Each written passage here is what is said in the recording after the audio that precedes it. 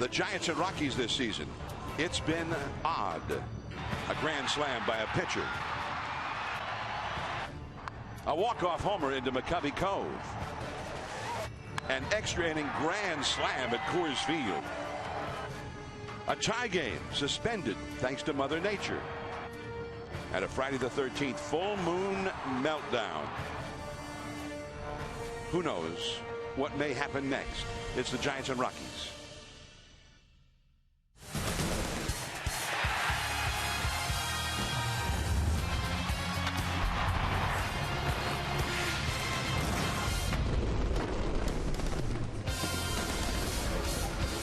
The weather could not be more beautiful here at 24 Willie Mays Plaza, the corner of 3rd and King Streets, as the Giants and Rockies get ready for Game 2 of their 3-game series. And we always thought it was Coors Field where bizarre things happened as the norm. Coors Field translated into AT&T Park last night, much to the chagrin of the Giants, who just fell apart completely in the 9th inning and lost the ball game 7-4. I'm John Miller with Mike Krukow. Dwayne Kuiper again a bit under the weather, so we set him on assignment again and have assigned him the task of getting well. He should be back tomorrow.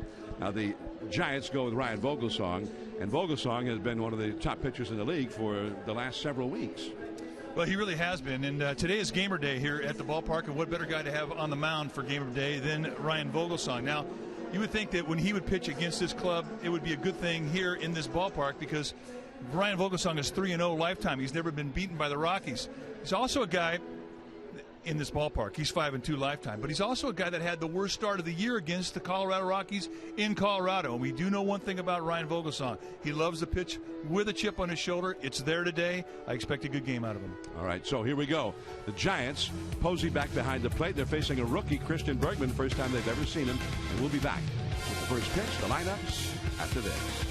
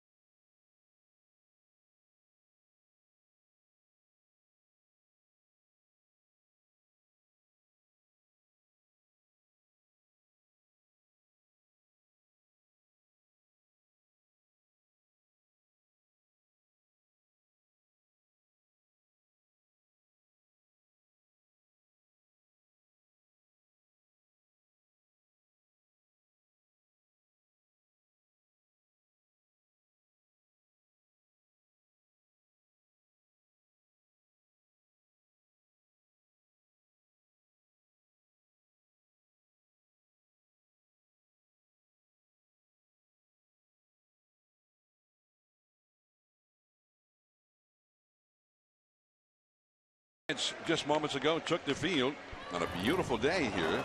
Here's the game time weather presented by the Santa Cruz Beach Boardwalk. Get to the beach. The admission-free boardwalk is now open daily. 73 degrees. Just spectacular on the shores of McCovey Cove. 11-mile-an-hour wind blowing out toward the bay. 59% humidity. So we got a little humidity thing going on here too. And the forecast, mostly sunny from now on.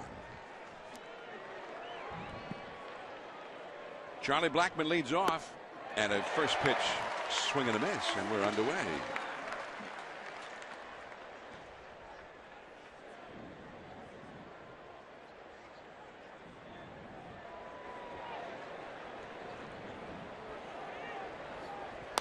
And the curveball is raked down the right field line. Fair ball into the number 1 archway. And Blackmon will make it into second with a stand-up double. Blackmon in center field leading it off. The rest of the Colorado batting order.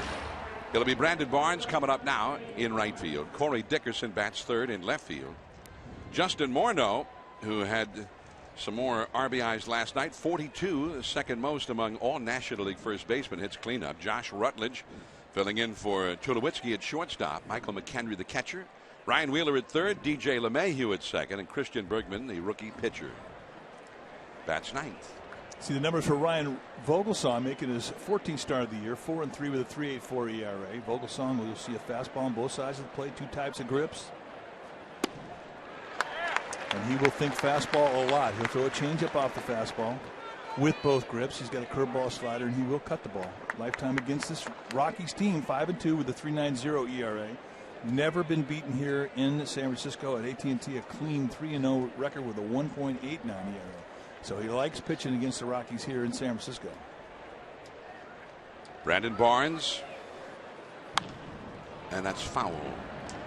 Barnes, 308 average and 120 at bats. And he has hit 288 against left-handed pitching and 324 against right-handers.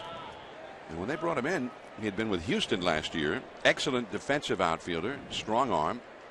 And the book was that he hit left-handers well, but he's actually done better against right-handed pitching so far this year. Blackmon at second. He's trying to move him over at least. And it's 1 ball and 2 strikes. Troy Tulowitzki had the x-rays last night. We were told that the pain that caused him to be removed from the game was the second metatarsal of the right foot. And I'm not sure which actual. I would be better off with, the toe next to the big toe, the middle toe. That's the language I speak. We don't know where the second toe is. Second from where? Second. I know where the second little piggy is, but that's about it. So is it second from the big toe? Is it the second from the small toe? Or just the second in. Anyway, very painful. And the x-rays, fortunately, were negative. And there's a ball down and in. It's 2-2 to Barnes. Today he underwent an MRI. And before the game had started, we had not heard about any results of the MRI that was done. So the Rockies will hope, and I think any baseball fan will hope, that Tulowitzki's okay and nothing serious happened last night. One of the great players in the game. 2-2 to Barnes. Oh, man, where was that? It was a strike, and he didn't get it. And Chris Siegel is a new umpire. We've seen him before, and we noticed that he is very, very tight early on in the ballgame. He will loosen up as the game wears on, and you'll also see him call some belt-high strikes, more high strikes than any other umpire in this crew. So I think he prefers the high strike, although you will get some knees, but you'll get a lot of belts. And it's a walk. It had been 0-2, and Vogelsong ends up losing it. Now let's take a look at the defense the Giants will employ today behind Vogelsong. Starting in their outfield from left to right, it'll be Blanco, Pagan, and Pence, the best arm in right field. Crawford and Sandoval will patrol the left side of the infield. Adrianza and Morse on the right side. And Buster Posey will be in the squad, putting down the signs. Amanda Dorrell, huge Giants fan, noted massage therapist down on the coast side, informs me that the second metatarsal is the toe next to the big toe. Perfect. So it's not the little piggy that had roast beef. No, I think that is the one. Is it? Confused. She didn't mention it. I'm taking a guess. This little piggy went to market. It was a little piggy that stayed home.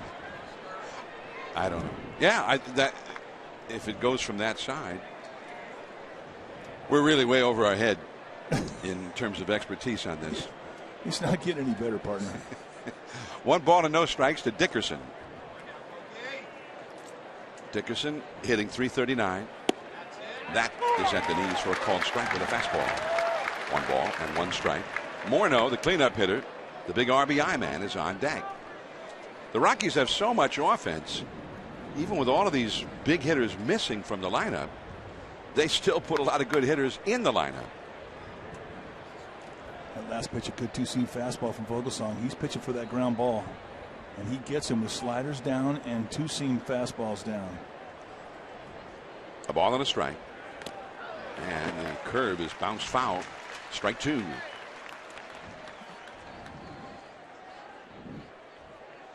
Chris Siegel is the home plate umpire. Mike Malinsky, first base. Mark Wegner at second. And the crew chief, Mike Winters, over at third base as they rotate around after last night when Winters had been behind the plate. The middle infielders, Crawford at short, Adrianza at second. Both pulled in a bit, double play depth. Giants who are already in a tight spot here. And that one is blooped out behind second. The infield fly is called, and the Willie Mays style basket catch made by Crawford. Well, last night in the 9th inning, in a 1-strike count, Troy Tulowitzki had a great piece of hitting, beat a pretty good pitch. It was a base hit, but in running down the first base, we noticed that he came up lame, did not know why he had to leave the game. And it turned out that it was a toe problem. And he is getting MRI'd today. And here he is back. I'm sure they've received the results of the MRI, but he was not able to go today. And for an organization that has already been hit big time with injuries, this is not good news. Well, they have the 2 outstanding star players around which they built their lineup, Tulowitzki and Carlos Gonzalez. Gonzalez is on the disabled list. Out of play off the bat of Morneau. 1 out. Morneau, who has 42 RBIs, and that puts him 6th in the league in that category. Giancarlo Stanton of Miami leads the league with 54 driven in. Then Goldschmidt, the Giants' Michael Morse, is 3rd in the league with 44. And then Tulowitzki, Morneau's teammate, 43. And then Morneau, former American League MVP. Right there, outside corner, strike 2 call at 88 miles an hour. Vogelsong gave up a leadoff double to Blackmon, then the walk to Barnes, but he got Dickerson on a pop-up. Now the dangerous Morneau. Rutledge is on deck.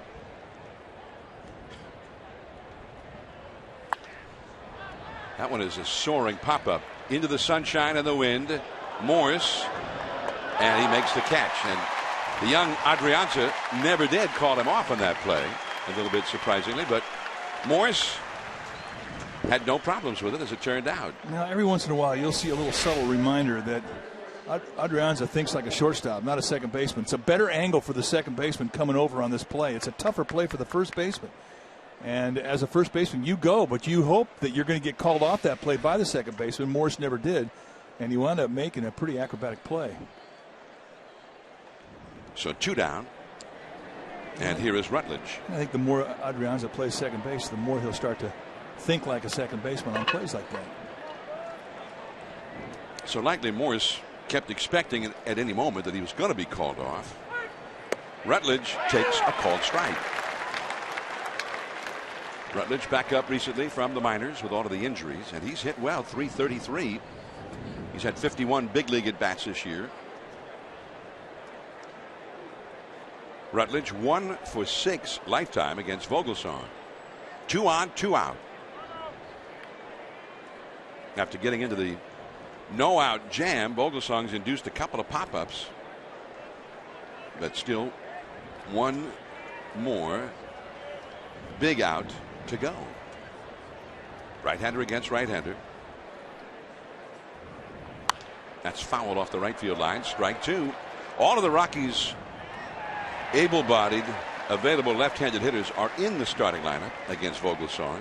Blackman, Dickerson, Morneau, and Wheeler. Rockies are going with 13 pitchers right now. A short bench, only 4 men in the 4 hitters on the bench, and they'll all be right-handed hitters, and maybe one of those, Tulowitzki, won't be available. 2 on, 2 out. Fans starting to get loud. This really does help a pitcher when he's trying to knock an inning out. 1 pitch away. And you saw that kind of half swing fouling it away. Let's check out the fan making a play. With his son in his right hand, he reaches up with a bare hand and bare claws it. He is the man. There's a lot of talent in the stands in this ballpark. Nice going, Dad.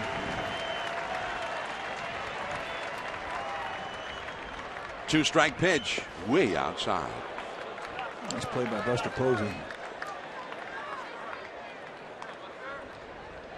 Pretty easy take right there for Rutledge.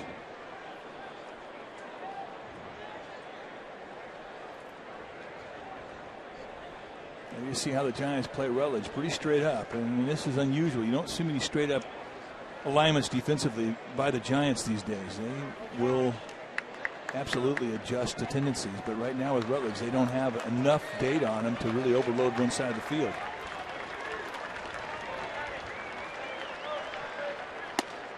Two.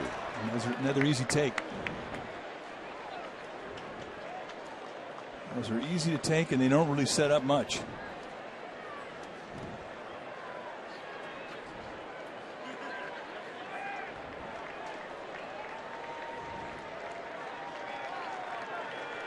Rutledge, 25 years old. He's had parts of 2 seasons previously in the big leagues. That is just off the corner. Now it's 3-2. Tried to backdoor that little 2-seam fastball on the outside. Just a wee bit outside. Not going to get corners early in the game from Chris Siegel. Those you have to earn, and we saw them happen right around the 4th or 5th inning of the ball game. It starts to loosen up. Early on, it's tight. There go the runners, and a foul. Curved him on a 3-2 count. The pitch FX, by the way, on that previous pitch right around the corner on the MLB app showed that in fact that ball was a couple inches off the outside corner.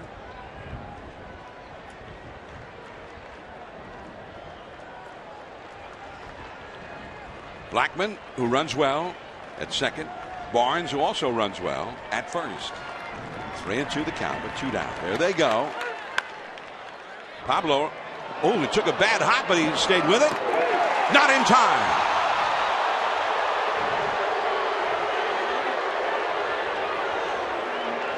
Pablo just with remarkably quick reflexes there, because that ball was poised to go right through his legs after it hit the lip of the grass. Giants going to look at the bounce this thing takes from the grass. It turns into a grass cutter. So nice play there to spear the backhand. Now he knows he has to hurry the throw. Out. Looked to me like they got him. They're definitely going to review this one. Bochy's heading out. He was doing a little backwards walking there, looking in to see if Ron Wotus had heard from Sean Dunston yet. Mike Mulinski, the first base umpire, making the call. And I think they got him. That looks out right there. Ball's got to be in the glove. It's got to be stuck in the webbing. And it's got to be stuck in the webbing before the foot hits the bag. And it appeared that it was. And the umpires will consult with the replay review umpires in the command central in New York City. Well, I think it's definitely worth the risk, given that you have a bases loaded 2-out situation if he is indeed ruled safe. I mean, even if you run the risk of losing your replay until later in the game. So this replay review is presented by Xfinity. They're showing it on the Big screen out in center field.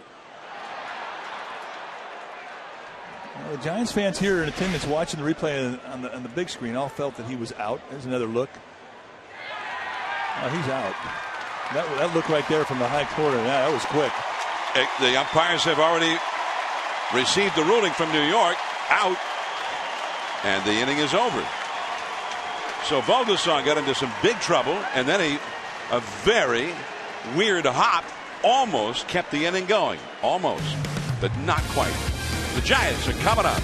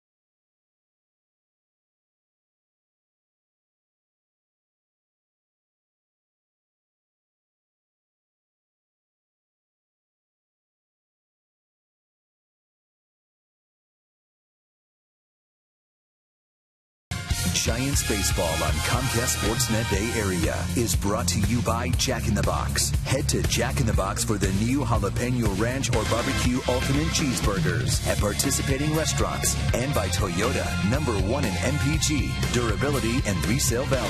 Toyota, let's go places. No scores. We head to the Giants half of the first inning from AT&T Park. A bright, brilliant San Francisco day. The Giants batting order now brought to you by Coors Light. Pagan, center field. Pence in right. Posey, the catcher, hits third. Pablo Sandoval, third base, the cleanup hitter. Michael Morse at first base. Brandon Crawford back in the lineup after a day of rest. In the month of June, Crawford is hitting .378, and in 11 games, 11 runs batted in. Blanco in left. Adrianza second. Vogelsong, the pitcher, bats ninth. On the hill today for the Colorado Rockies will be the 6'1", 180-pound right-hander Christian Bergman. And this is what he has done in his first big league start. He had a quality start, and in Colorado at Coors Field, that is saying something. So this is start number 2. He's never faced the Giants before, and when you face Bergman, you're going to see a fastball that is high 80s, low 90s, more high 80s than low 90s. He'll go 2-seam and 4-seam with the fastball. He's got a curveball, slider, and a changeup. Well, Bergman was called up to make his first major league start 3 days after Eddie Butler had been called up to make his first major league start. And they've had 3 rookies in just a matter of a few days who all made their first major league starts here due to the various injuries. As that's in for a strike, 2-1 to Pagan. The other was Tyler Matzik. And these are all prospects. Matzik pitched a brilliant game against Atlanta Wednesday night. That one is too high. Butler, brought up from the minors, a top prospect in their system. Because of injury, they brought him up. And then he got injured during his first start. And he's on the disabled list. So Matzik actually replaced one of the replacements already. Morneau takes it himself, 1 away. What do you see? We take a look at the defense that the Rockies will employ today behind Christian Bergman. Starting in the outfield from left to right, it'll be Dickerson, Blackman, and Barnes. That's your outfield. Rutledge and Wheeler on the left side of the infield. LeMahieu and Morneau on the right side. And Michael McHenry will be in the squad putting down the signs. Hunter Pence. Pence, 296, 8 homers, 24 driven in, 368 on base percentage. A called strike. Tyler Chatwood and Brett Anderson, 2 of the regular members of the Rockies rotation, both on the disabled list right now. And that's a foul out of play. Strike 2. All right, time for our Nissan keys to the game. Today, no mental mistakes. It's what did the Giants in last night's 9th inning 5-run rally the Rockies had in 2. Score early and add on. Against these Rockies, never take it for granted that they're going to stop scoring. Always take it upon yourself as an offense to just keep scoring. Score and score more. Those are our Nissan keys of the game. Just off the outside at the knees. 2-2. Bergman, 6 feet 1 inch tall, 26 years old. That one had movement coming back toward the plate, and it too was just a bit outside. You really have to stay on the pitch that is away if you're a right-hander, because he'll backdoor that little two-seam fastball a lot, and it's got big movement back to the strike zone. Just got a piece of that one to stay alive.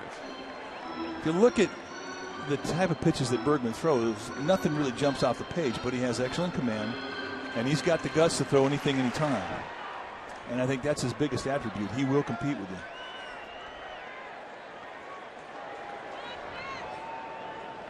That one is foul. Hit into the second deck, very much foul. 3-2 the count to Hunter Pence. Bergman was a 24th round draft choice back in 2010.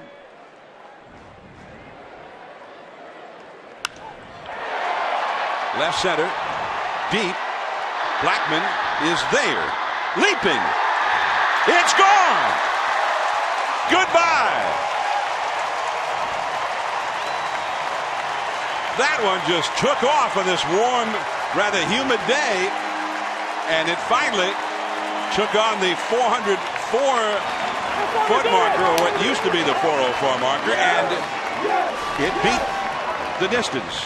A little lazy breaking ball that hangs up at the belt, middle in, and he backspins it right out to the deep part of left center. And there for a while, you didn't know if he had enough on it. And when Blackman initially jumped up, you thought he might have caught the ball. Not so. Buster Posey down the left field line, fair ball. One pitch out of the ballpark, the next pitch drilled into the left field corner, and that'll be a double for Posey.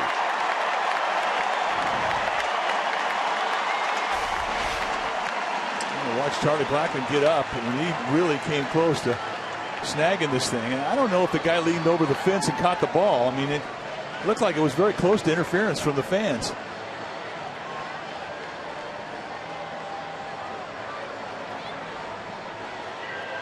Yeah, as it is, home run number 9. Well, there was no discussion from Walt Weiss with the umpires after the play. But he was no longer there by the time the guy had it in his glove. But the question really would be, was it going to go into the stands, or would it hit off the top of the wall from that view? Well, second base Mark Wagner really had a pretty good look. He was deep in the outfield making the call. Pablo Sandoval now. Posey at second. A run is in. 1 out. And right to the second baseman, LeMahieu. As Posey goes to third, Pablo is out number 2. So 2 down, runner at second, and the Giants RBI leader, the third leading RBI man in the National League currently, Michael Morse, coming up. And it's been a while since Hunter Pence has hit a home run here. And for that matter, it's been a while since anybody for the Giants hit a home run here. The Giants have played 7 consecutive games without anybody homering here at home. It is a day made for home runs. When it's warm, you don't get a lot of wind. You do get a lot of carry in this ballpark. And there is carry to right field. And we always say that in front of a Michael Morse at bat, because he's got the power to go to right field. And not many in the history of this ballpark from the right side have been able to say that. By the way, 2 outs with Morse batting. He's had 44 RBIs. 25 of his 44 RBIs have come with 2 out in an inning. Rather remarkably. In right field, Barnes, and out number 3. But the Giants go ahead. Hunter Pence goes bye-bye, baby. as Russ Hodges used to say. 1-0 Giants.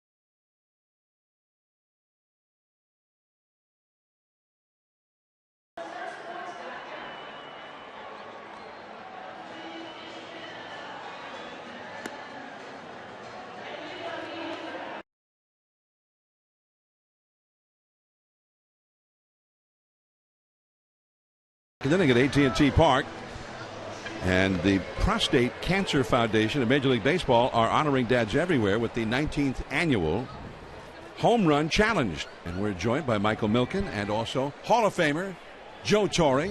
Are you a Hall of Famer even though you haven't been inducted just yet? No, not yet, John, but I'm looking forward to joining you, trust me. I just won an award for the Hall of Fame. You're the real thing. Well, you were up there and you were honored. That's pretty cool. There's a strike to Michael McHenry from Ryan Vogelsong. And I will say, one of the great thrills for me at the Otesaga Hotel the morning of the induction ceremonies, somebody knocked on my door and they handed me a telegram from you congratulating me. And that was just your thoughtfulness, but also it was truly a thrill. So. Well, you're one of my favorite people. And, not only because you're a great broadcaster, but you're a good person. So what else can I say? Well, I had the great pleasure to be there while you and your Yankees were winning all those World Series, and those were some great teams, and a great manager being honored in the Hall of Fame as McHenry takes a ball, and it's 2-1. Now, this is the 19th annual Home Run Challenge. Michael, tell us how it's going to work. It was a home run right here. You saw that home run in the first inning. That was worth $14,000 for prostate cancer. Is there a better view from a broadcast booth in the major leagues than sitting here in San Francisco and looking out at that bay? And that was the idea of the Home Run Challenge. Come out, bring your dad, bring your friend, remind them to get that simple blood test for prostate cancer, and enjoy the great American pastime and root for home runs. Here's the 3-1 pitch, and that is in there for a called strike. It's 3-2 to McHenry. So that's you're tying it into baseball. You've been doing it for many years to raise money to go after prostate cancer. And I'm happy to report the death rate has dropped by more than 50% since we started. 3-2 pitch, and that's a base hit into right center field for McHenry. And cut off by Pagan, and he hurries it back in, and he holds McHenry, a catcher, to a single. And Joe Torre, you know all too well yourself about the effects of prostate cancer. Yeah, John, 15 years ago in March I was diagnosed, and to me it was the scariest day of my life.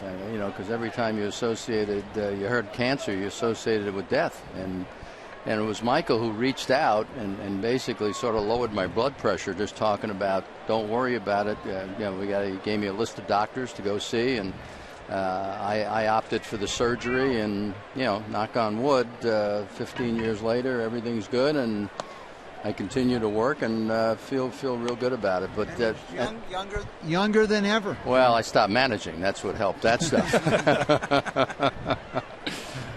But men are so vain in a lot of ways. They really, they just are a little reluctant, and it was nice. Of course, it took me a while to realize this. If you're someone that people recognize and show them that you could, deal with this issue and then come back to work, it really encouraged a lot of men to get the test done, the PSA test, which is, just a blood test. It's, painless, really. So maybe that's something everybody could do for their dads on this Father's Day. Well, every single person, a simple blood test, and if you have any family history, 40 and no later than 50, it's an early warning system. But the result of all of our efforts, we've raised $45 million from home runs that have been hit. And today there's 6 new drugs approved for even people with advanced prostate cancer to live normal lives. And as Joe said, he's a symbol. You had a manager here in San Francisco, Dusty Baker was a symbol. I was diagnosed 21 years ago. That there are 15 million people living normal lives today in North America who've had cancer. And I think this is a testimony to medical research, and we have invested. There's a ball driven into left center field. Pagan, no, and he'll have to go chase it. McHenry may score. He's to third, and he's going to be waved home by Stu Cole, and Crawford will not make the relay. And this game is tied on the double by Ryan Wheeler, and it is 1-1 here in the second inning. No, as I was saying, here's another look at that, Mike. Well, and I think he gambled a bit. Pagan took a short route, kind of got bit by it. The ball had some slice working itself away, and I think the previous play that he cut off the single off the bat of McHenry sort of allowed him to gamble here. But once it got by him in this ballpark, it's unforgiving. It's an easy score, and now McHenry's in scoring position. So 1-1, runner at second, nobody out, and LeMahieu comes up against Vogelsong, who's thrown a lot of pitches already in this inning. So, number one, urge your dad to go get checked, the early warning thing. Well, yeah, and friends, and I know it. I was really it touches the strings of your heart back when I was with the Yankees, and because it was so I was so visible and there was so much publicity associated with it. I've heard many stories about 10-year-olds saying, "Hey, Joe Torre, says to go get checked, Dad. Go ahead and get checked." So those types of stories. And it's really tough for a father to say no to his youngster because, this is one of the forms of cancer that if you catch it early enough, you can do something about it. And I think that's the most important thing. Well, I remember being with Dusty Baker, and you'd mentioned Dusty, and he got a call from you. Yes. At that time. That's a strike. 2-1 now to LeMahieu. So, yeah, Dusty. We talk about it every time we're together, and it's like we're both blessed that we're still around and we're still healthy enough to work and look forward to more work, basically. 2-1 the count to LeMahieu. Bergman, the pitcher, on deck, and that is foul off the right field line. Now, Mike, I know you've always had in the past some helpful tips. I remember once you talked about cooked tomatoes. There was evidence that that's helpful in warding off the prostate cancer. It is. If you go to the PCF.org, Prostate Cancer Foundation, we've completed over 200 studies on nutrition. So we know broccoli is good for you if you can have some broccoli. We know cutting down a little bit on dairy is probably positive for you. That ball is also fouled away. 2-2. Eliminating charred meat and charred food is good for you. And for those that can't give up their hamburgers, Joe, we know that if you flip a hamburger 4 times while you're barbecuing it, you eliminate 50% of all the carcinogens. So if you feel like you need a hamburger, make sure you flip it a number of times. Especially if that hamburger is a turkey burger or a chicken burger. But you mean at least 4 times or exactly 4 times? At least 4. The more you flip it, the less. But I really think we're entering the golden age of medicine. And one of the things that Giants have done. There's one into right. Pence over into right center. Tagging at second is Wheeler. He's heading for third. And he will make it into third with 1 out. So 1 out, the pitcher, Bergman, coming up. One of the things the Giants and you have done really is you've become part of the community. all the players, etc., under Larry Baer and others' leadership.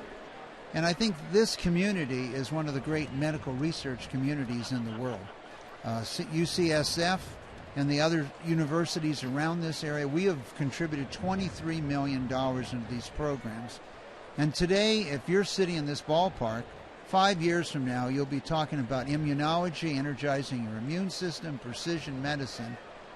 And we might eliminate cancer in the next 5 to 10 years, a cause of death because of that. And the treatments will be a lot easier. Bergman swings the bat. That's a pretty good swing. Well, yeah, with that infield playing up, I think Mike can tell you, I think it increases the batting average of about 50%. But again, with a pitcher up there, try to get the ball down, I think, right? Well, yeah, and this guy's a pretty good bunter, too. There's always a threat of a squeeze here. You know, with Walt Weiss, he's very aggressive. You can expect anything at any time. And with a good bunter like Bergman, it's an opportunity. 0-2. Now, Walt Weiss, didn't he play for a pretty good manager for many years over in Oakland? Oh, La Russa? Yeah, La Russa, what has he been doing lately? And I'm not, I'll tell you one thing, he deserted me. You know, he left MLB office and takes care of the Diamondbacks. I talked to him yesterday. There you go. Right back to Vogelsong with Wheeler having to hold it third. See, Vogelsong, he was one of mine last year at the World Baseball Classic. He was great to be around last year. Yeah, he's really a good pro. He's a good guy. So 2 down, and Blackman is coming up. So, Tony La Russa, you said, what's he been doing lately? I'm sure he's been writing a speech for the Hall of Fame. Have you written yours? You know, I've written down so many things, John. I get up in the middle of the night sometimes just to write down words because I know in the morning they won't be there. So, and they tell you, do it in 8 minutes. So that's going to be tough to do because you can do whatever you want. Well, you're a Hall of Famer.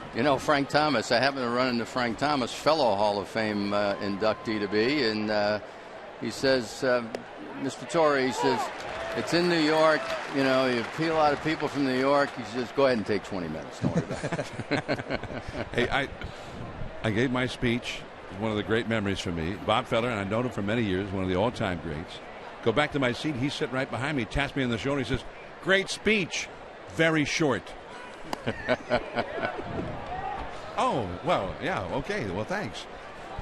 1-1 the count to Charlie Blackman. So the prostate cancer, it sounds like you tried to just do the research to one day just beat it entirely, to get rid of it. That is correct, Joe. And you can go to homerunchallenge.org, pledge money. On the flight over to San Francisco today, I was talking to Joe, because you pledge money for home runs. Right now it looks like we're going to get about 125, which is about 50 less than we expected. So if you pledge $1 at homerunchallenge.org, that would be $125. And we were discussing how few home runs there are in the major leagues today with Joe. Well, we're getting good pitching. I mean, Mike Krukow can tell you that's worth a dollar or two too. Yeah, you got to tip the cap to the pitcher once in a while, yeah. Michael. Come on. Although you should have had this in my era, I'd have made you some money. Yeah, early on, Michael was saying that when a pitcher would give up a home run, and we'd get the money, they'd write a little note to the pitcher thanking him for it. That didn't go very well. I don't think too many of those notes were saved. 2-1 to count to Blackman. Runner at third. A run is in. It's now 2-2. Michael Milken from the Prostate Cancer Foundation. Joe Torre from the Baseball Hall of Fame in Cooperstown, New York. And we had a replay. Are you involved with that, right? Yeah, and even though when you slow down those and try to get every frame, it gets a little blurry, but you could see there was clear evidence to overturn that. And we've overturned like 47%. So that's it's working, and it's working fairly quickly too. So that's what's great. And that's outside. So 3 balls, 2 strikes, and so Michael, so people could still get involved and make a pledge to this cause of beating prostate cancer for Dad. They can just email homerunchallenge.org. You can pledge online, and every dollar is matched up to $7,000 per home run. So it's a great opportunity, and we're looking forward in the next few years really to eliminate prostate cancer as a cause of death. And the sheer fact that there might be 500,000 men alive in America living normal lives that would have died if it wasn't for this research. Major League Baseball, the Giants broadcast, both the combination of new therapies and early detection.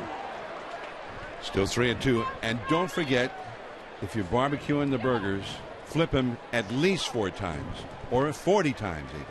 And throw broccoli on it. There you go. I like it. Or broccoli burgers even. Even perfect. Much better. With cooked tomatoes, of course. Cooked tomatoes, very helpful. Well, one thing you know, and you know, you want to help your immune system. Healthy eating and exercise is certainly a contributor to keeping people around a long time. 3-2 the count. That is just out of the reach of the diving Crawford. A clutch 2-out hit for Blackmon. Wheeler scores, and the Rockies have taken a 2-1 lead here in the second inning. A good at bat from Blackmon. The more we've seen him, the more I think he sits soft. And he fights off fastballs, but you throw him a curveball or a changeup, he never gets off his back leg. And that's good balance, and he's hitting it the other way. And you cannot stay inside a breaking ball better than this. And a nice 2-strike, 2-out knock. And you hit it on the head, I think, Mike. You sit soft and you can react to the fastball, but he, you know, that's pretty to watch. He's got a good swing. Yeah. Hey, one of your guys, he's retiring. Derek Jeter. Mr. Jeter. I'll see him tonight. We're going over to Oakland later on. And, yeah, I'm happy. I'm happy that he's retiring. He can finally admire what he's done. You know, he's been such a great player and just a great person. You know, to me, character was such a big part of what he did on a regular basis and never got tired of doing it. And, you know, it's great. It really is great. He's a good guy. Great player and just a great representative for the Yankees and for Major League Baseball. And we're going to miss him when he is actually retiring. And he's pretty hot right now, and which he won't bring up, I'm sure. But I read he has 9 hits in his last 4 games. John, I think it was a year ago, maybe 2 years ago. And time goes quickly for me. But when he passed me in lifetime home runs, you know, I hit 252. And he passed me, wrote me a note, and waited for me to come to the ballpark, gave me the ball signed, and said, see this, I should have been hitting third all these years.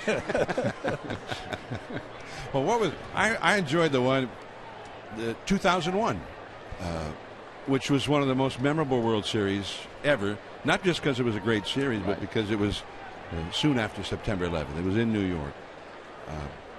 But there was the game where October 31st became November the 1st. Yeah, right.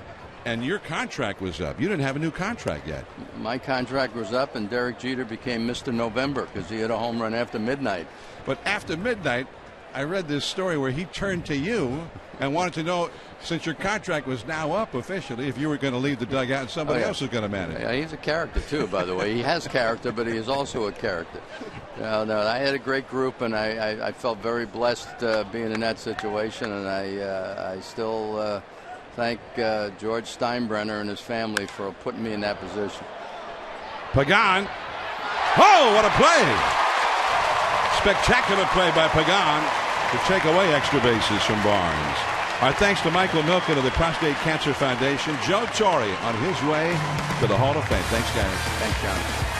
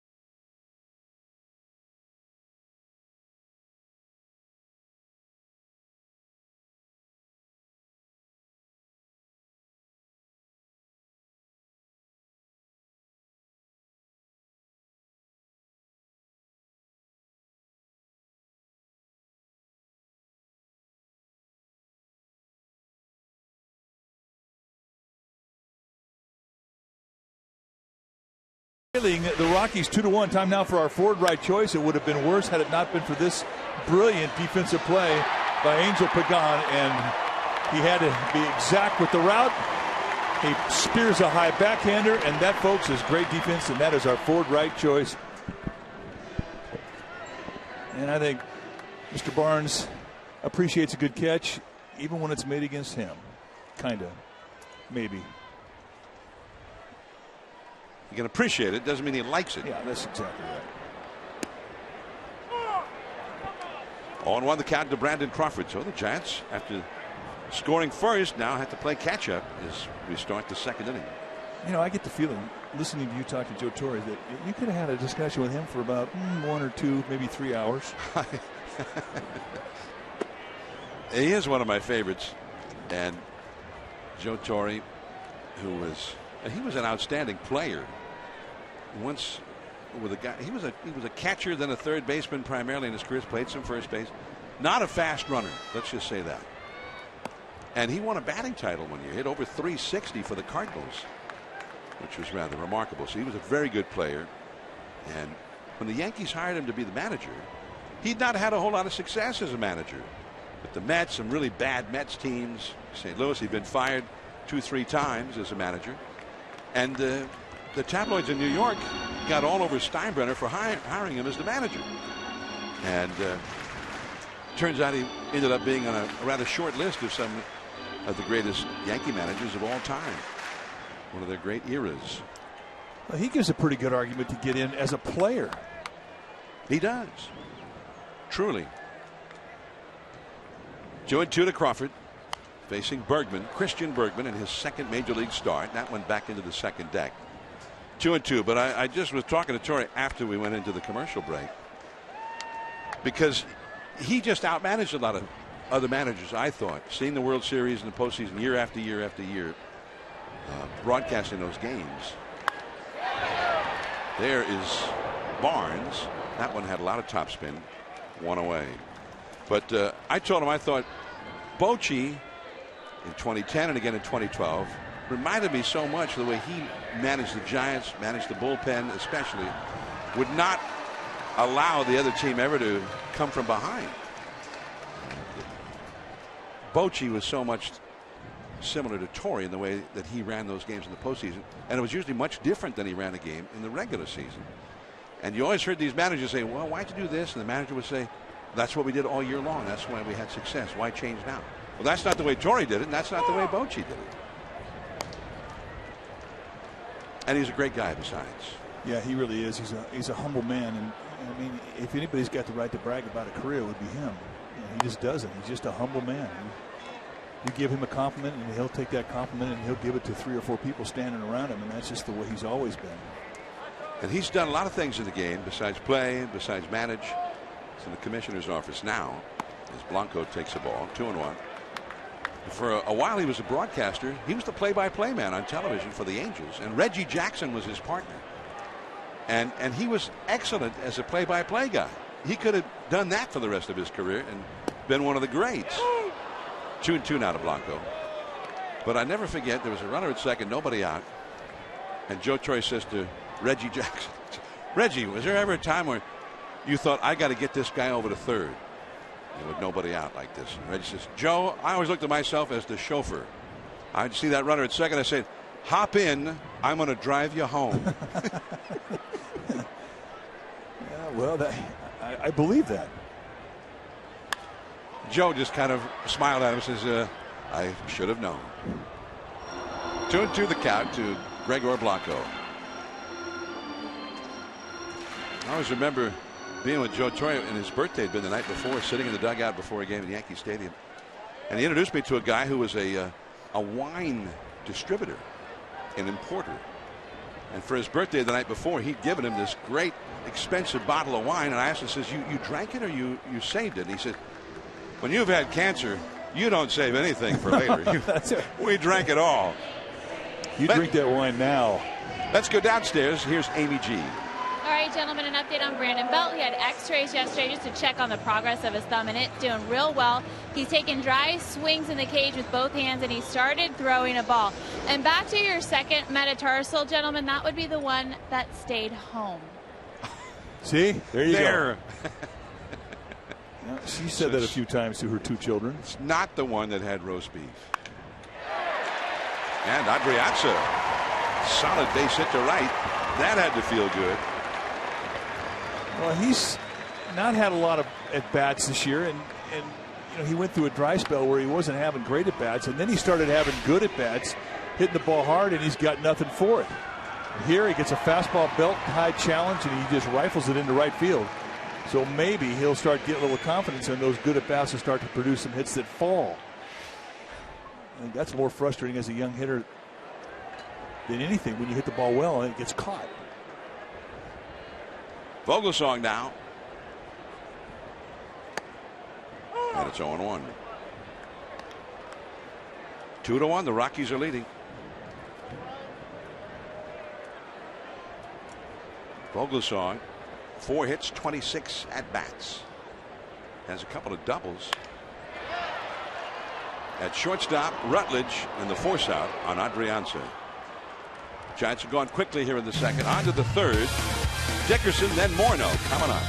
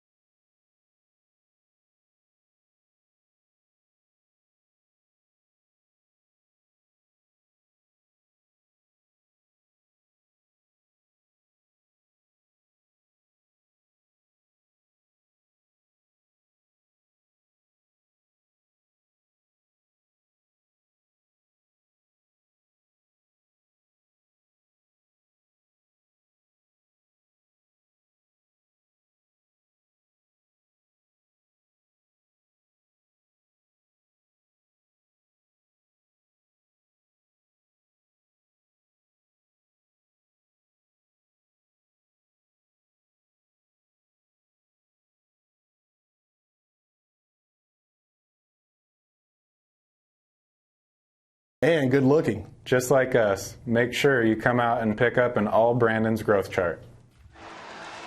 It'll be 2 weeks from this weekend. The Reds are in town. And on Saturday the 28th, a 7:05 Saturday night game, 2 weeks from tonight.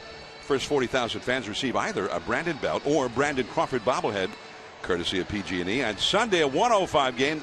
The kids 14 and under receive a Brandon Belt, Brandon Crawford growth chart banner presented by Nestle Drumstick. That's the all Brandon weekend here at AT&T Park.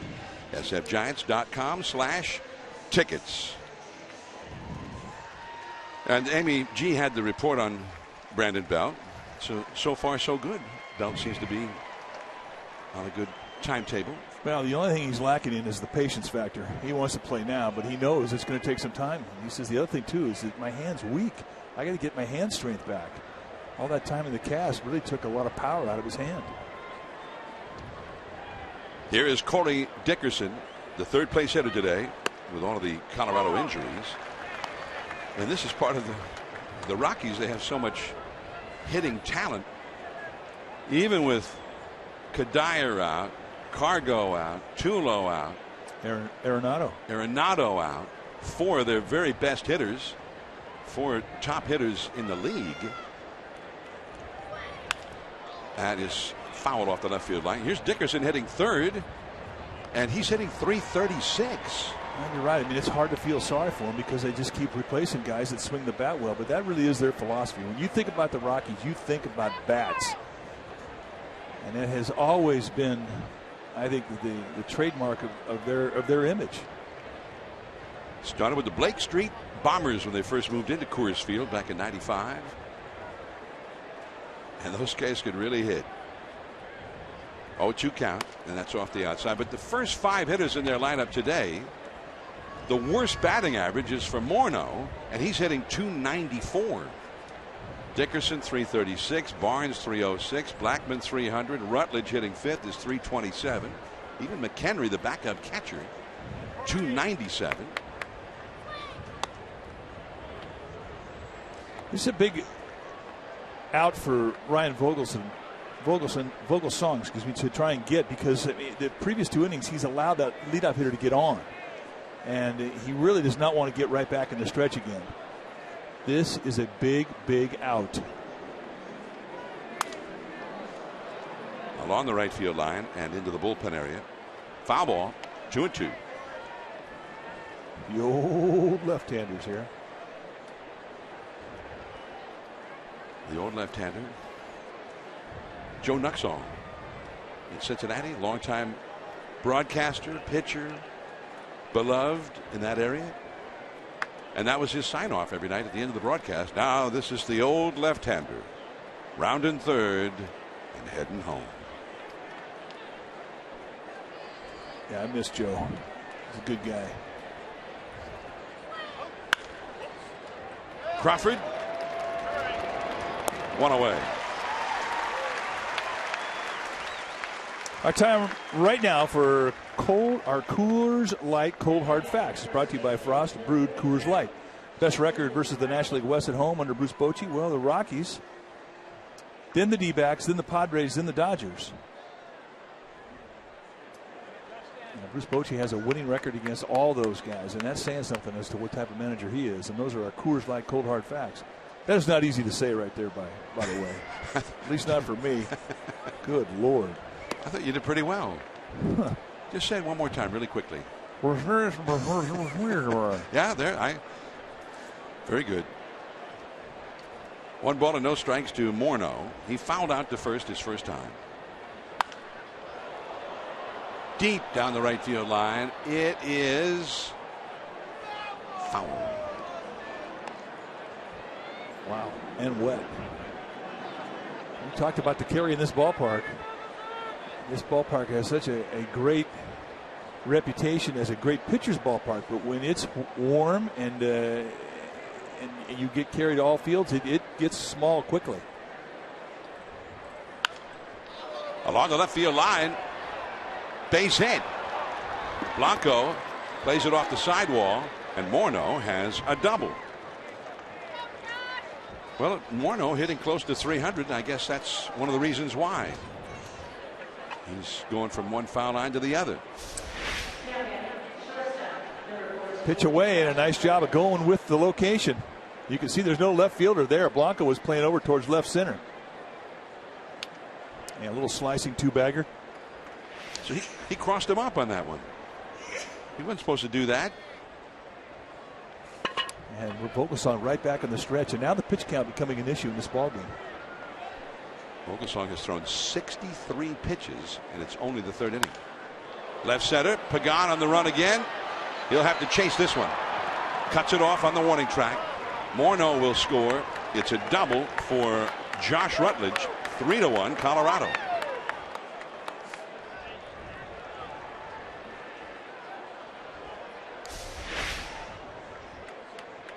A little fastball challenge right out there, and Rutledge not waiting around. He's jumping on the first strike he could find. That was a good pitch to hit. They had shaded Pagan over towards right center, so Rutledge, in essence, hitting away from the defense. And very quickly, Yusmeiro Petit heading down the Giants bullpen, and he's going to start getting heated up as Dave Righetti going to take some time to give Petit a chance to get that fastball established. It's the 3rd inning. The Rockies have 6 hits already. And 4 of those 6 hits have been doubles. Last night, the Rockies won the game put 7 runs on the board and never had any doubles. All they hit were singles. And I think that was part of why it was so shocking, so stunning for the Giants and their fans to see the Rockies come from behind the way they did. Not used to it. The Giants had been 35-0, unbeaten when they'd been ahead through 8 innings before last night. McHenry 0-1. And the message from Dave Rigetti may have been start mixing up your first pitch. And there he throws the first pitch curveball.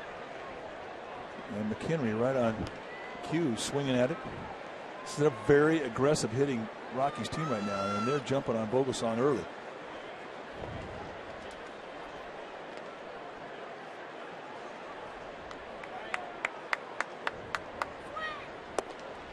Took that curveball.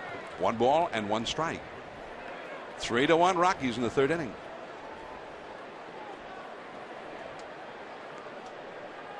The Dodgers will play tonight down south with Dan Herron facing Josh Colmenter and the D-backs at Dodger Stadium. 1-2. Padres are playing the Mets right now in New York and leading 3-0 in the last of the 3rd. Phillies lead the Cubs 7-3, top of the 6th in Philadelphia. The Giants are trailing here. McHenry singled his first time, starting a 2-run 2nd inning rally. That is the first strikeout for Vogelsong. And he goes above the hands with the fastball. He got the 2nd strike with the fastball at the knees. Here he elevates above the hands, inside corner. And McHenry goes right after it.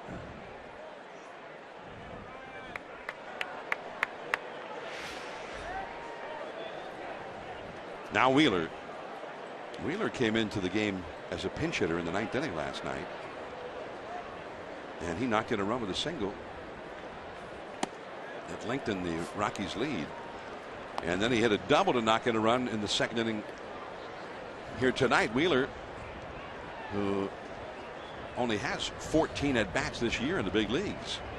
Yeah, I think for a guy like Vogelsong, he would prefer to face Carlos Gonzalez and Michael Kadire than Michael McHenry and Ryan Wheeler, because he doesn't know McHenry and Wheeler.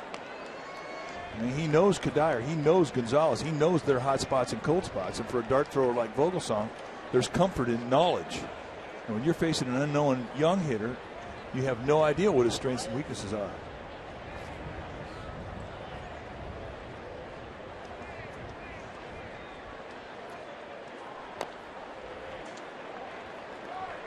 Two balls and a strike now. Wheeler, 6 feet 3 inches tall, from Southern California. And he's 25 years old.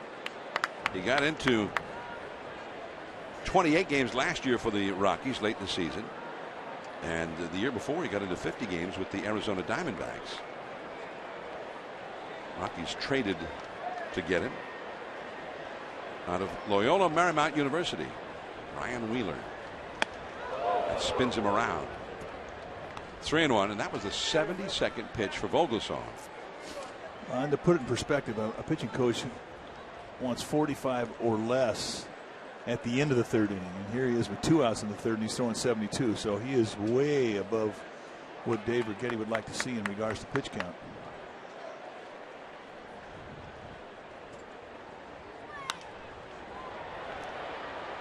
Sandoval comes over, shading the eyes with the glove. Not reachable. That field level party area got in his way. 3-2.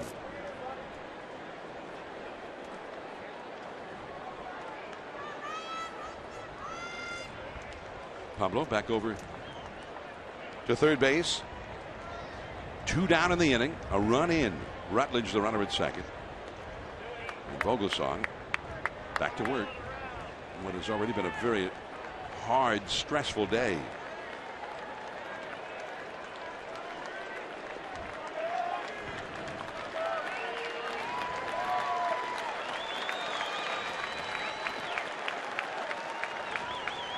We'll start over again here.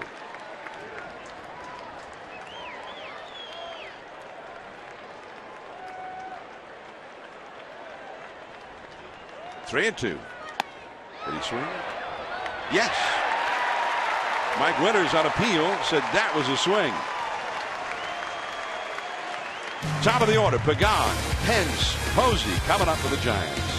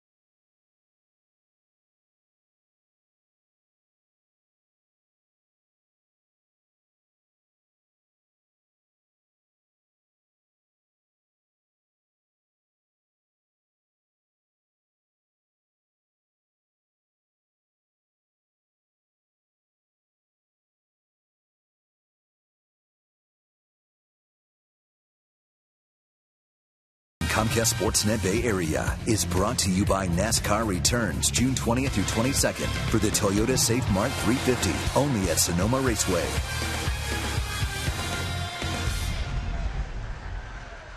The Giants trailing 3-1 here at AT&T Park.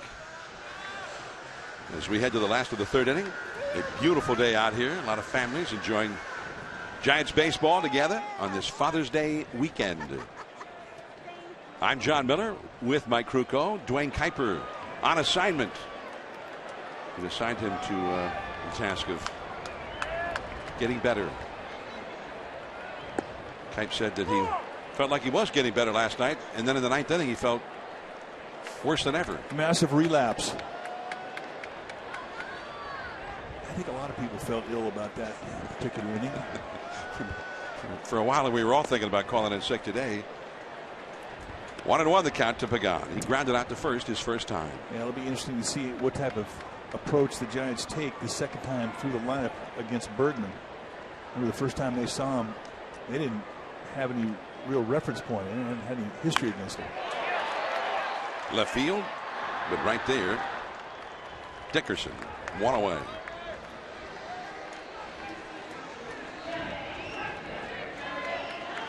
Hunter Pence delivered the Giants' first run personally in the first inning. A lazy breaking ball. He took to the deep part of the yard and just managed to get over the glove of Charlie Blackmon. And the Giants' home run drought was over.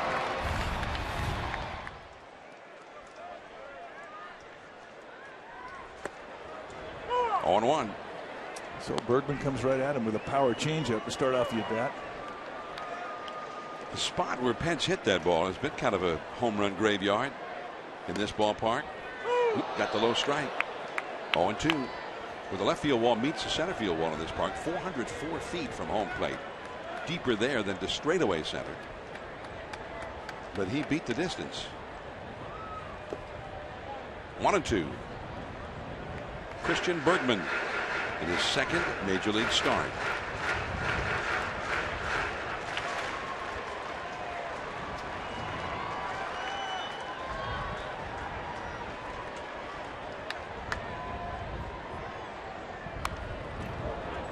Still 1-2. Buster Posey on deck. Tomorrow, the final game of this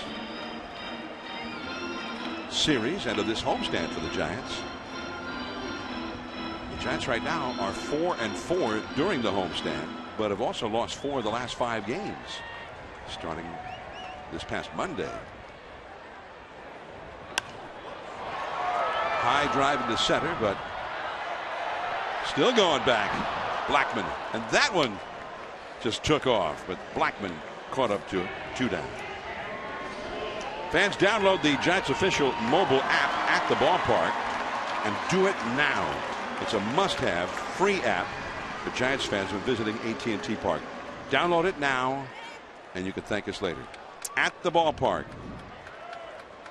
Gamer babes from San Bruno are here. It is gamer day here at the ballpark. A lot of gamers here. A lot of gamer babes. Buster Posey. The high curve taken for a ball.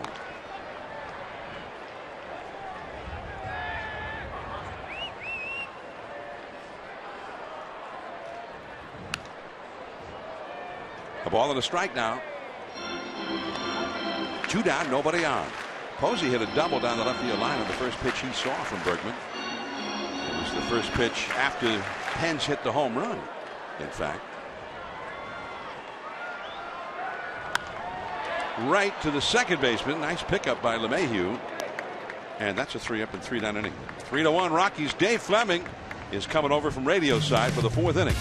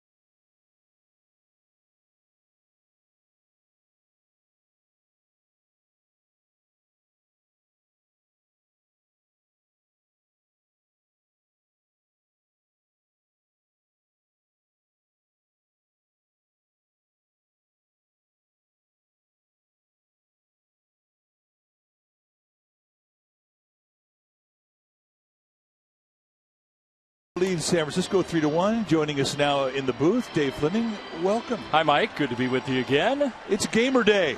Gamer Day. Ryan Vogelsong trying to be that out on the mound. It has not been easy for Vogelsong, has it? No, it has been a struggle. He's thrown a lot of pitches in the first 3 innings.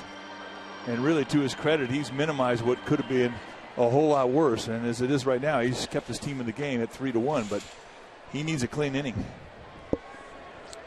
One where he doesn't have to throw a lot of pitches. No kidding.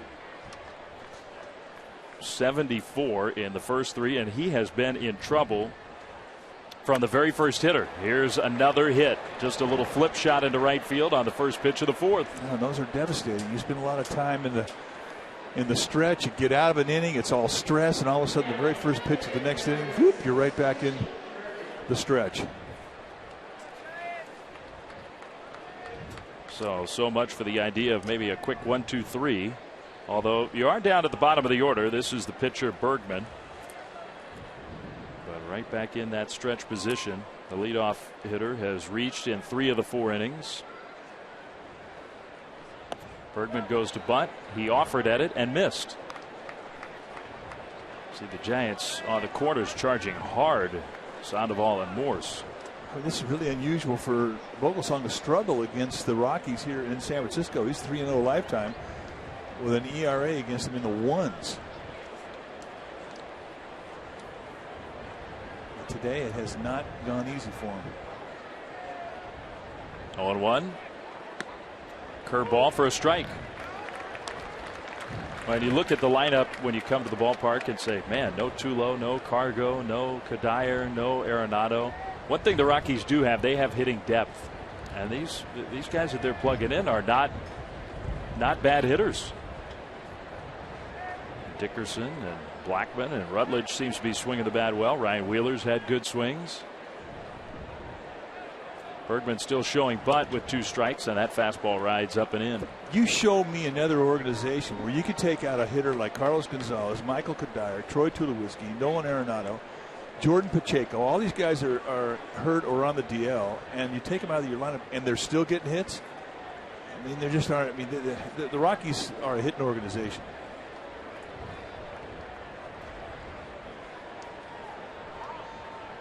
One and 2 the count here. Runner at first, nobody out. And the ball bunted. First base side, fair ball. So Bergman gets the job done. That was not an easy pitch to bunt either. Sacrifice moves LeMahieu to second. That was pretty impressive. High fastball. That's the toughest one to get down. And he does it nicely in a 2-strike count. So it is a productive out. They do get the runner up into second. And Michael Morris just has one opportunity for the out, and he takes it at first. Well, the Rockies have already had 9 at-bats in the first 3 innings with a runner in scoring position. And they'll have another one and maybe some more after that here in the 4th. And Charlie Blackmon's 2 for 2 with a single and a double. Swings at that pitch and lines one. Caught by Adrianza into a double play. Nice defense by the Giants, and Vogelsong needed that bad. Rockies don't score. 3-1 is Colorado's lead.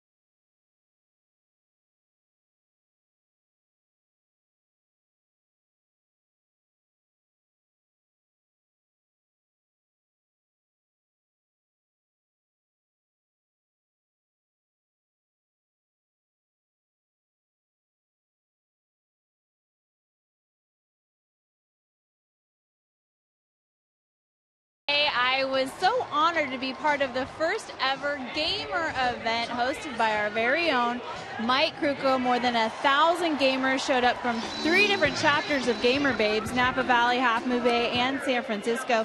The Lopez's, Javier and Renee, his wife, and Nicole Vogelsong joined Mike, as well as his lovely wife, Jennifer. And I know a lot of fun was had by all. And Mike, I hope it's something that continues. Great job.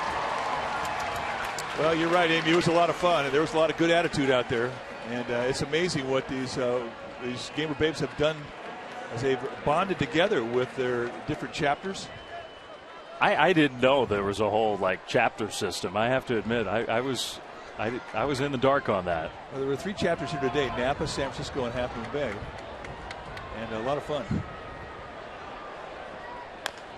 Pablo Sandoval leading off for the Giants, bottom of the 4th. Giants trail 3-1, and that is strike 1 on the foul ball.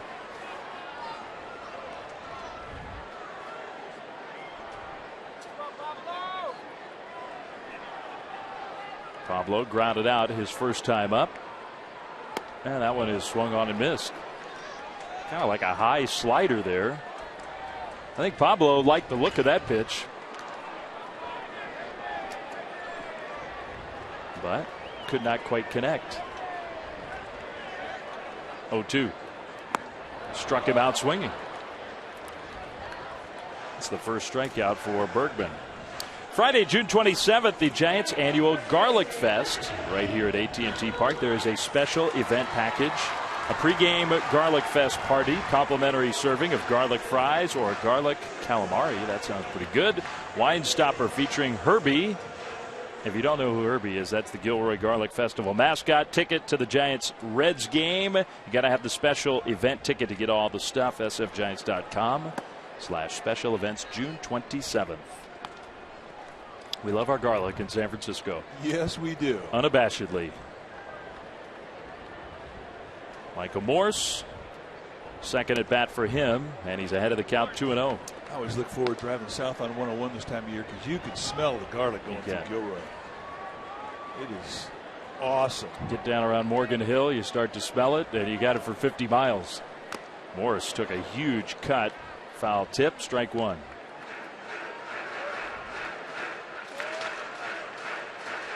And at the Garlic Festival, they have a lot of different foods that you can eat that you would normally not have a garlic in them. For example, garlic ice cream. Hey, race down there and get some of that. It's not bad. It is not bad. Good hitters count here for Morse. And he hits a liner into left field, base hit.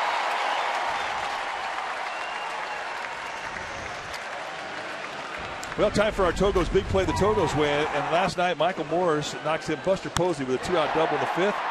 Gave the Giants a 3-2 lead at the time. Morris then reaches third on a throwing error by Drew Stubbs. And look at how much fun this guy is having wearing the Giants uniform. Yeah, so fast. It's time for our Togos big play, and the Togos win. Well, and you know what? You watch that clip. Last night turned into a real downer. But the first 8 innings, the Giants played well. They were in position to win the game. It was a crisp game. They played the way they have for most of this year. Crawford, strike one swinging. And the 9th inning just completely changed the feel in the ballpark. But worth remembering that until the 9th, the Giants played a very good game. Well, you're right, they did. And Tim Lincecum was outstanding last night. I mean, he really shows remarkable improvement over just the start he had in Cincinnati, which was 3 starts ago. I mean, it's a different guy. Change up there, strike two. It's back-to-back changeups. You know, a guy's got a confidence in his changeup if he feels that he can throw it back-to-back. And with Crawford, he did, and he's got a quick 0-2. Crawford hit a ball hard his first time up. He took last night off. Back in the lineup today. He's been one of the very hottest Giants hitters. The 0-2. Crawford tops that one softly toward Morneau. He's going to go to second. The throw to first, not nearly in time. So they force out Morse for out number 2. Crawford safe on the fielder's choice.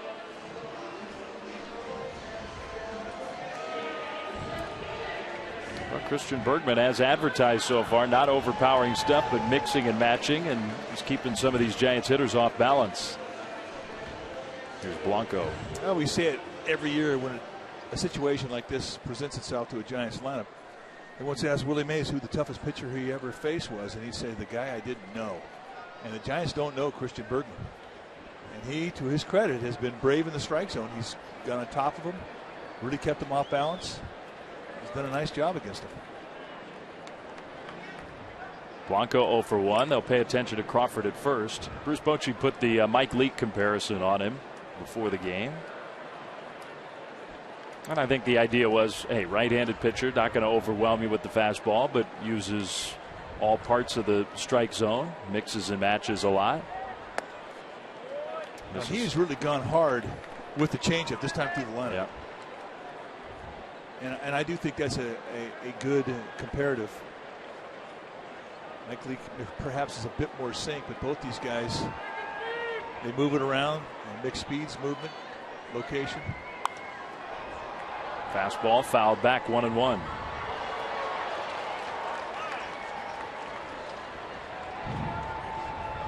Well, Blanco, he's got that line drive power, not real home run power. Blanco hadn't hit a home run yet this year, but you have Crawford, who's got pretty good speed at first, running on contact with 2 down. Blanco could hit one in the gap. Could be a run. Blanco asked for time.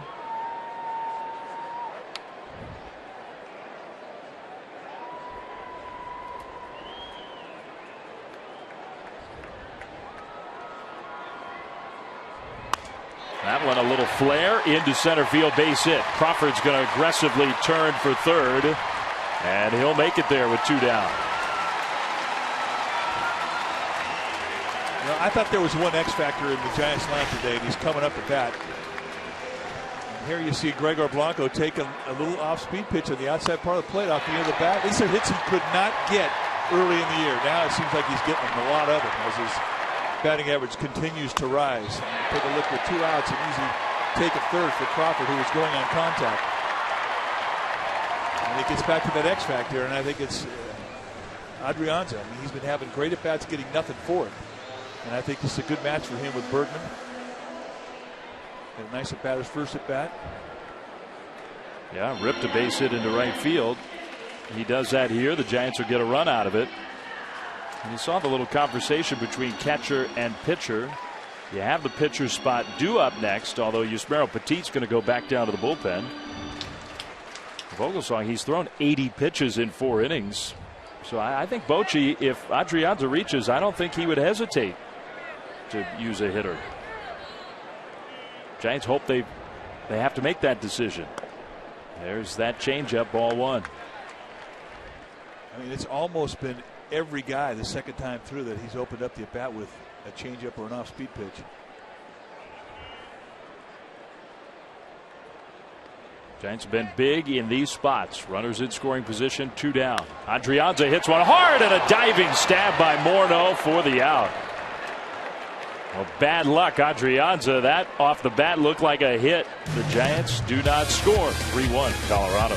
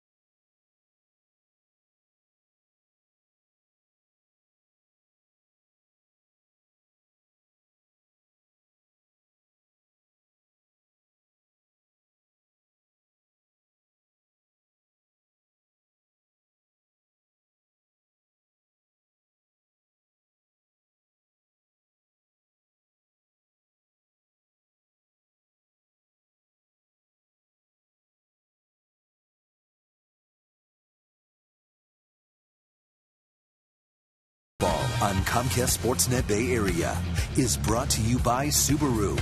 Test drive the 2014 Outback at your local Subaru retailer or visit Subaru.com to learn more.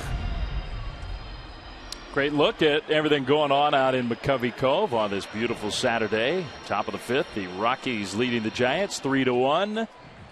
And Ryan Vogelsong still in this game. He did get a break in the 4th. The double play off the liner saved him some pitches, but still up to 80 pitches through 4 innings.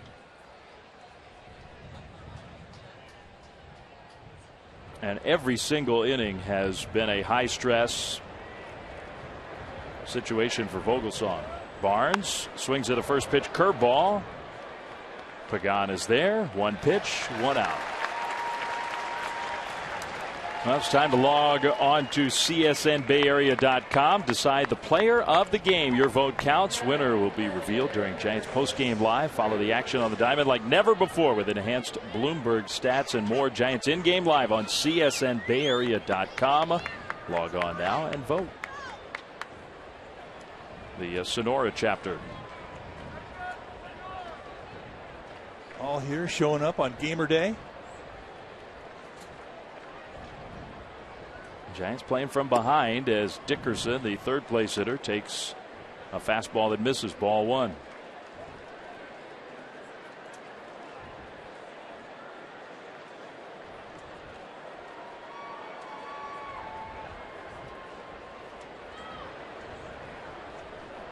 Dickerson has lined out.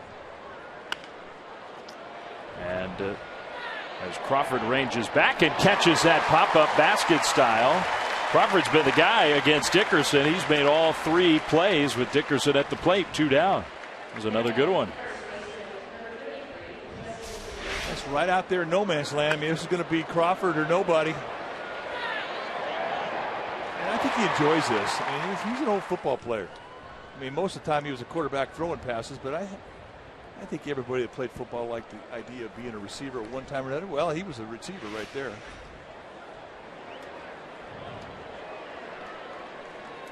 Great all-around athlete Brandon Crawford was. Right here in Northern California. Justin Morneau takes strike one, the sinker at the knees. Well, here's a chance for Vogelsong to have a 1-2-3 inning. Morneau has a double and a run scored in this game. That's a good sinker, and just a little flip shot out into right center field. Pence for out number 3. 5 pitches, 3 up, 3 down. The best inning by far for Vogelsong.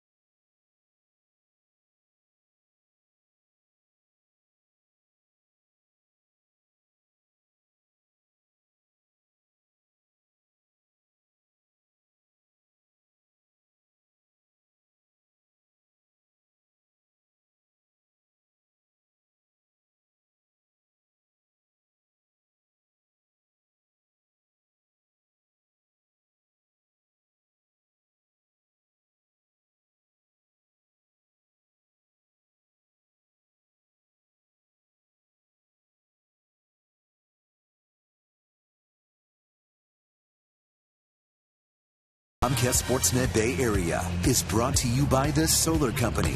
Not just any solar company, the solar company. Switch to solar and save. Maybe a little marine layer, keeping it a bit cooler here at the yard. Bottom of the 5th, 3-1. Rockies behind their young right-hander Christian Bergman with the lead. The Giants have the pitcher spot due up. Ryan Vogelsong, coming off his best inning, will not hit Tyler Colvin, a former Rockies slugger. Will get things started in the bottom of the 5th.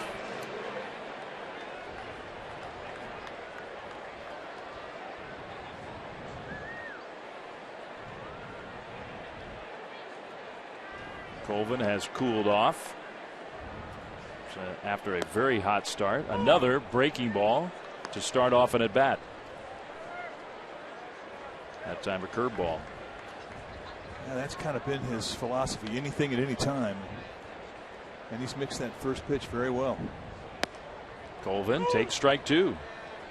That was a fastball. So Vogelsong's day is done, and in some ways kind of a miracle and a real credit to him that he got the Giants 5 innings on the mound, because he was in trouble the whole way. Colvin chased one up and away, strike 3. Not going to be happy with that at bat. No.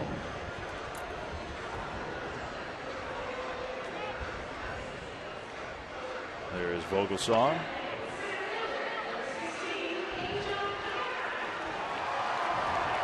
That was a tough 5 innings. Well, here comes Pagan. Pagan is 0 for 2. And it's unfair to put too much on one guy, but it does stand out when Pagan has a quiet week, and he has had a very quiet week against the Nats and here against Colorado. Giants offense a lot less productive.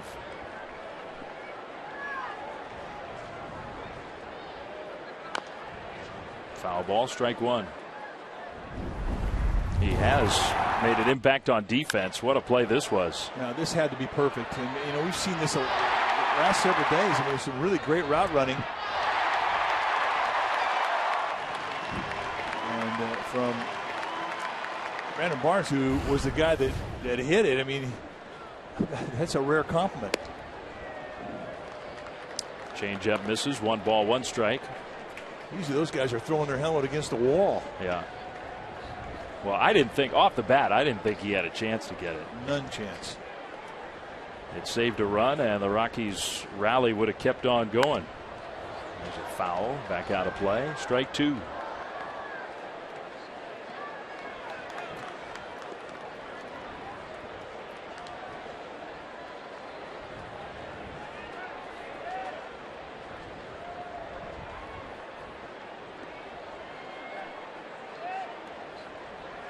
Bergman winds up and away. Yusmeiro Petit back up in the Giants bullpen, so he's the guy we're going to see in the 6th.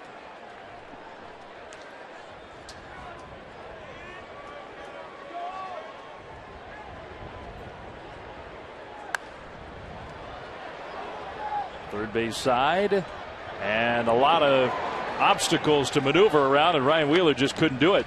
Dropped foul.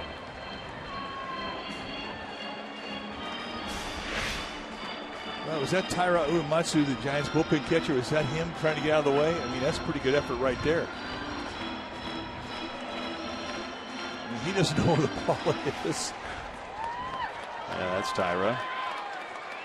Well, the umpire, Bill Hayes, was there. Taira, the home plate area of the bullpen. And Wheeler just could not get to the ball. Pagan, base hit.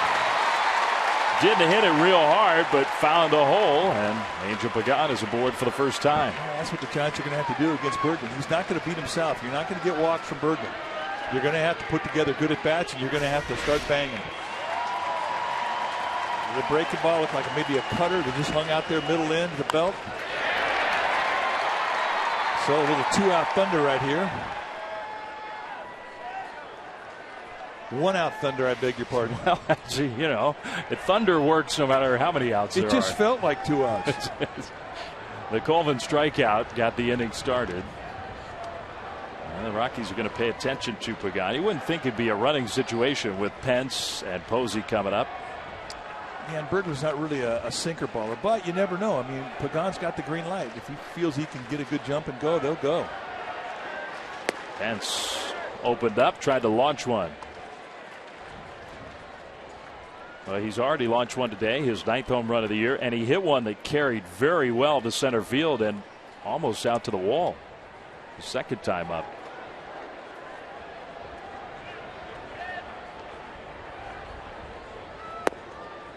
That one just a little bit low, the sinker. Well, Pence and Posey are the guys who've had the best at-bats in this game against Bergman. And they've got a chance to hit here with Pagan aboard. So we'll see if the Giants can get a rally going.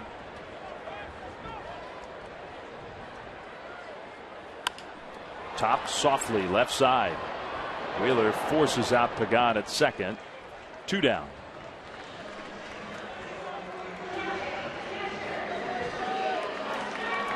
That's tough when you're down a couple of runs to face a guy like Bergman, who really is a finesse pitcher. And he's not going to be predictable to the fastball, and you can't go up there thinking you're going to get one, especially in a challenge situation. You got to think off speed. You got to think the other way. You got to be patient. You got to take what he gives you. I mean, the more aggressive you are, the more you play into the hands of Bergman. Posey doubled his first time up. Hit a one-hopper to second. That was a hard hit ball his second time. And he takes that slider outside ball 1.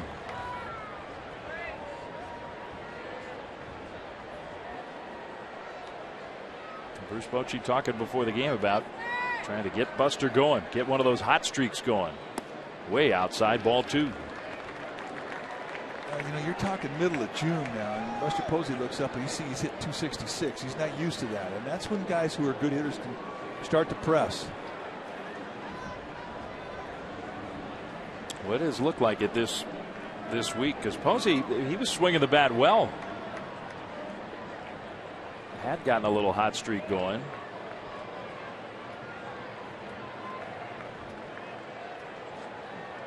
But Posey this week has swung at a lot of pitches that you usually see him take. Chasing pitches out of the zone. Ooh, had a good cut there. You just missed that one. And when he's going well, he doesn't miss it. No. You bite off a big chunk of strike zone with a lazy breaker ball, he will make you pay. Still ahead of the count, 2-1 with Pence and his good speed at first.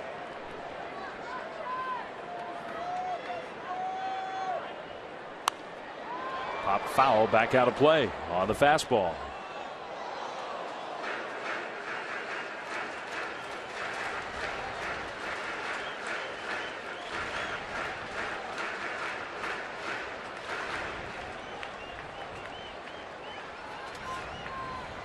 Well, now it's 2-2, and again, I think that principle holds. There's no one strikeout pitch for Bergman, no one pitch he uses in these spots. He tries the slider, and it was very much outside. Yeah, easy take there, wasted pitch. You get here like Posey up there, and you have a 2-run lead, you have a 2-2 count, and you're a command guy like Bergman, so you're not really intimidated by a 3-2 count. That 2-2 pitch is your chance to really throw something down below the strike zone. Throw that curveball, make it bounce between home plate and catcher. And you'll get people to go after that one. You're not going to get somebody swinging a curveball off the plate like 3 feet away. And this is not going to happen. Wasted pitch. Yeah, 3-2 now. And that gives Pence the head start from first with 2 down.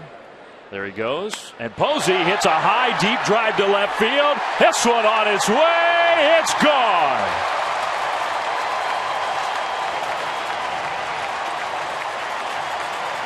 Two-run home run for Posey has tied this game at 3.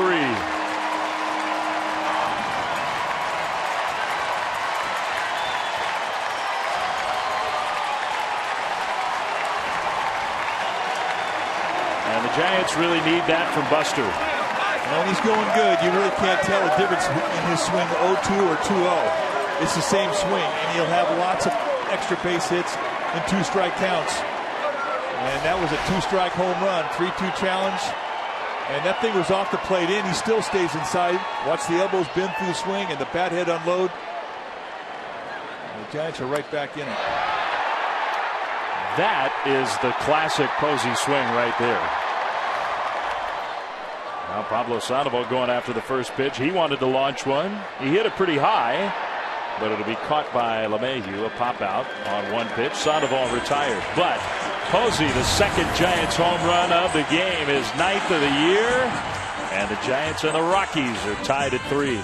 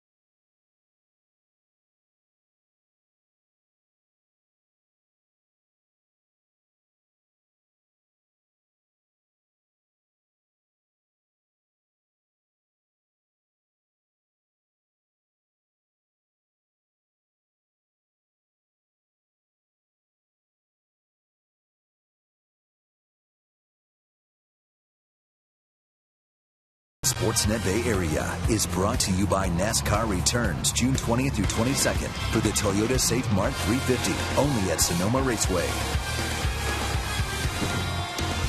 Buster Posey's 2-run home run in the 5th has tied this game 3-3. Giants and the Rockies. When it's time for a change, think Speedy Oil Change and Auto Service, your oil change tune-up and repair experts. And you see who it is.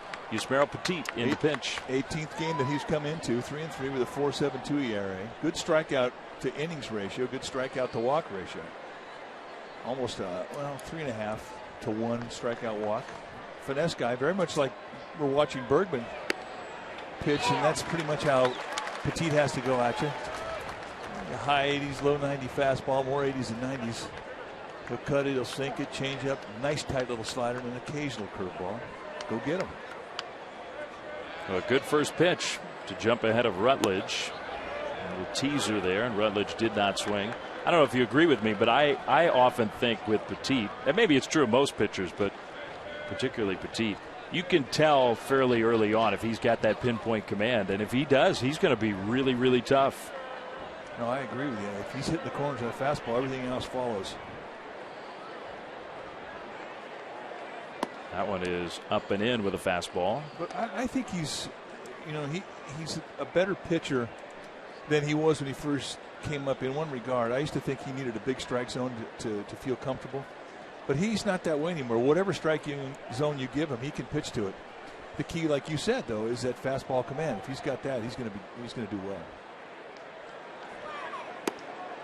That's a called strike. And that's a gift. Yeah. What was a very tight strike zone the first 3 innings is now starting to loosen up. Pretty much the same way we watched Chris Siegel the first time we saw him. Man, those first few innings, there was one at bat where I thought he missed 4 pitches I know. in one at bat.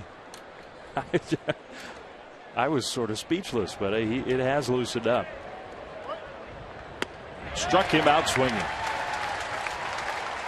How about we check in with Amy G? Amy? All right, Dave, time now for the fans to tweet out their photos. Hashtag CSNBA fan photo. Make sure to include your name and your hometown so we can put it on a future broadcast. Here are our stars of the day. Talk about gamers. Check out Leslie and Karen. They are from Elk Grove, and we loved their photo. Thanks for sharing. Tweet them out. Dave? I mean, do you think they're sisters? They're twins? Well, they could be. They're pals? Definitely pals. With their Hunter Pence bobbleheads. Curveball misses, ball 1 to Mike McHenry, the catcher today for Colorado.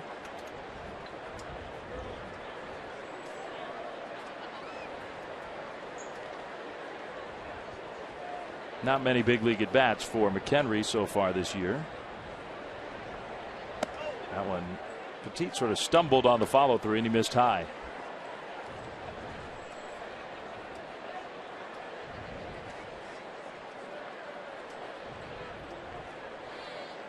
When he was with the Pirates, they used to call him Fort McHenry. Oh, he's built like a fort, too. He is. Fits. Good fastball there.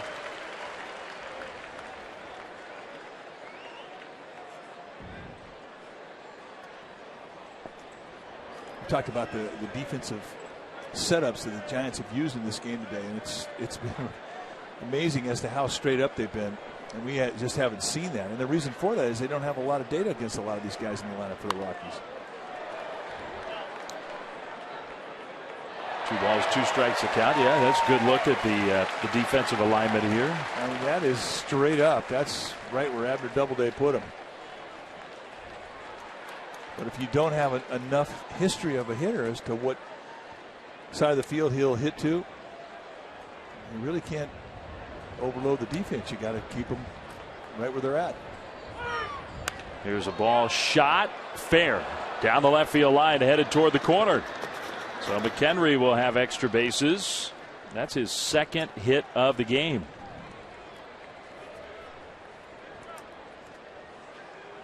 A 1-out double. Another example of a Rockies bench player producing today. Man, that's a hang and breaking ball right there, folks. Right out there, belt high, middle of the plate. And I think that may be the discussion that Buster Posey is having with Petit right now. You've got to make better location pitches with those curveballs, with those sliders. They have to be knee-high location when they get to me. You can't float those things up there at the belt. And this Rockies team is confident. Well, the Giants just tied the game, and now the Rockies have a chance to go back ahead. Ryan Wheeler, who had the big hit last night against Romo, and has a run-scoring double in this game. Changeup floats away, ball one.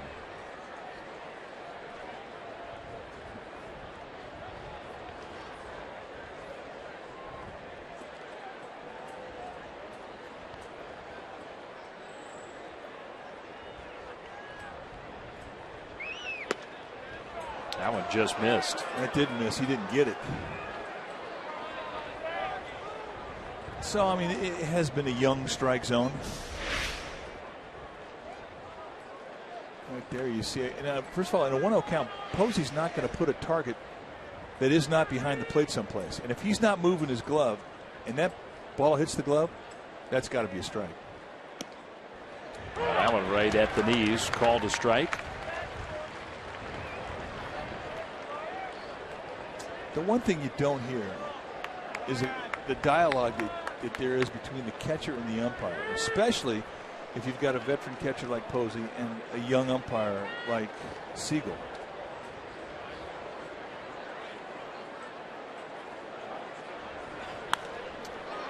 Pop up. We'll see if anybody can get to it. I don't think so.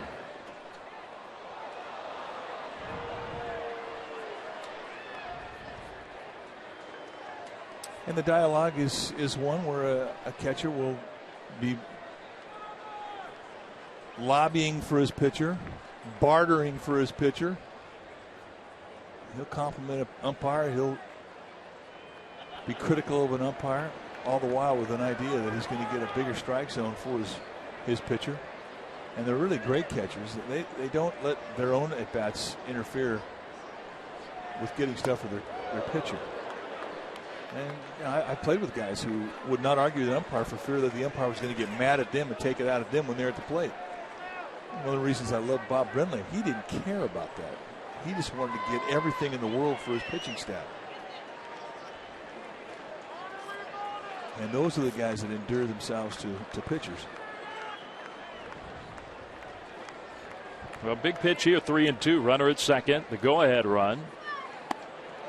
And that one misses. Close, but called a ball and no swing. It's a walk to Ryan Wheeler. 2 on, 1 out. Well, Bruce Bochy thinking about his options here. DJ LeMahieu comes up. The Rockies are getting the bullpen going, and they've put Drew Stubbs on deck as a possible pinch hitter. The pitcher's spot is due up next. So first things first, LeMahieu. But the Rockies getting ready to be aggressive here with a chance to go back in front. Franklin Morales, one of 2 left-handers in that Rockies bullpen. They also have Rex Brothers. Petit, another close one, called a ball. A little cutter outside. DJ LeMahieu 1 for 2 with a single. Giants are going to get their bullpen going. Not a lot of sharpness so far from Yusmeiro Petit.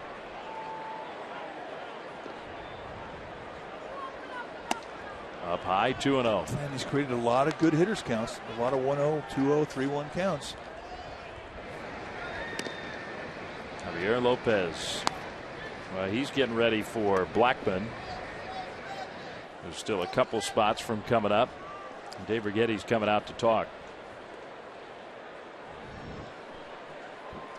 Well, Tuesday, June 24th is Italian Heritage Night, presented by Gelati Construction. Your special event package will include an Italian Night Giants wine stopper, access to the Italian Heritage pregame party, and a ticket to see your first-place Giants take on the Padres. Remember, to receive the Italian Heritage Night giveaway item, you need to purchase the special event ticket. So go to sfgiants.com/special events. So a long discussion from Dave Righetti. Understandable, as he was just stalling for time to allow Javier Lopez a chance to get heated out. Well, maybe while Righetti chats, you could order up one of those.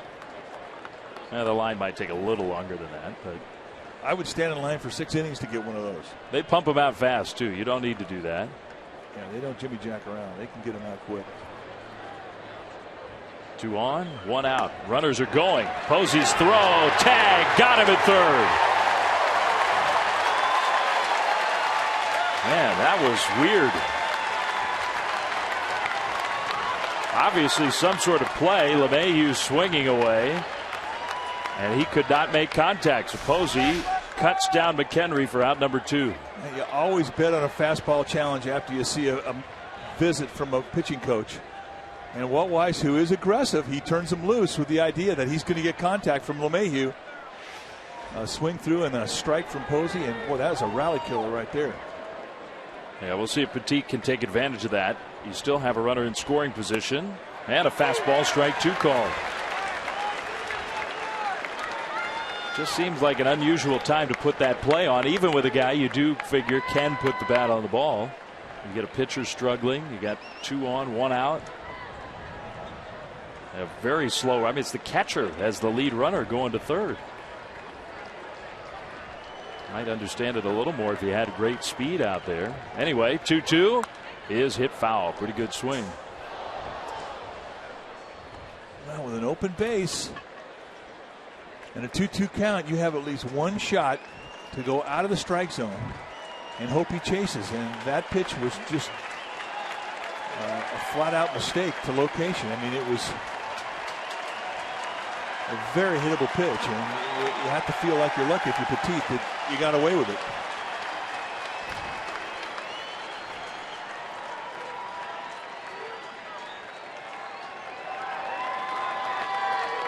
Two and two.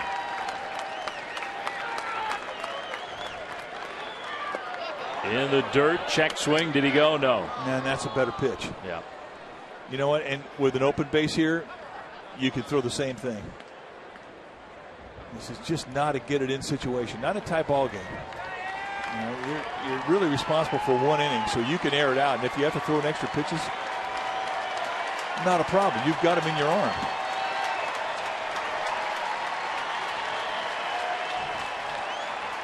But you have to make a good location pitch. A walk here is not the end of the world.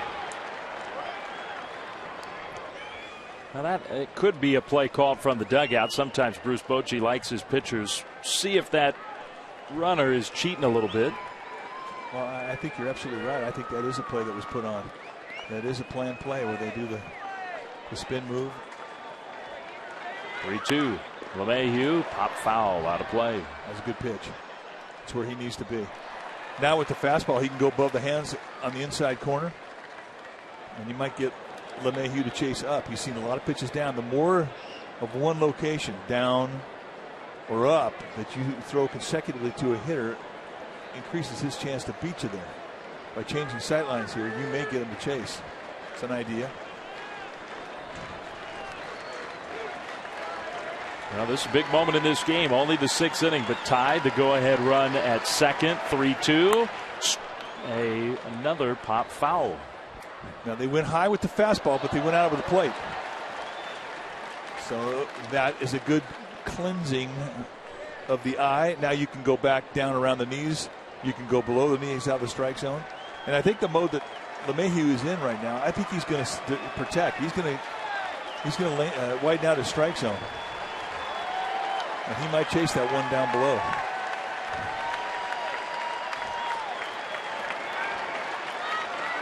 Now we'll see if that's what the Giants want to do here. 3-2.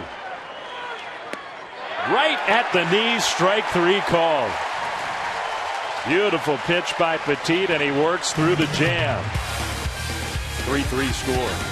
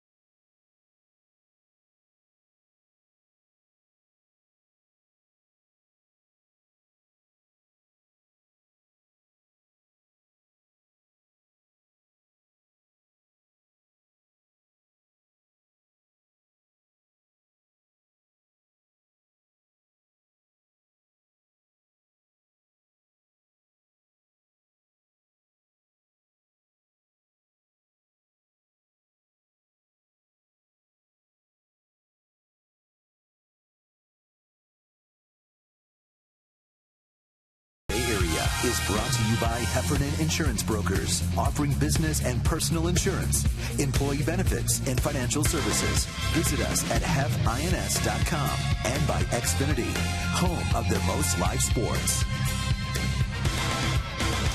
All tied up as we head to the bottom of the 6th inning.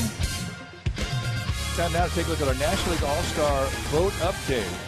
And here's how it stands right now. This would be the National League All-Star team if it was ending today. Gonzalez, Utley, Tulowitzki, who leads everybody in votes. David Wright, Molina, the catcher. Puig, Stanton, and Gomez. All-Star game voting continues on MLB.com through July 3rd. The 2014 All-Star game will be played on Tuesday, July 15th. And balloting updates will be announced tomorrow night on ESPN and Tuesday night right here on Comcast Sportsnet Bay Area. Michael Morse, pretty good hack there. First pitch of the last of the 6th. Foul ball, strike one. No orange and black in the starting All-Star lineup for the National League so far. And one thing is, it's been an excellent Giants team, a very balanced team. Morse hit that one hard to right, but Barnes, playing the gap out there, made the catch. Nice at bat. Well, you can always see when his batting average starts to climb, he starts using that right side of the field more and more.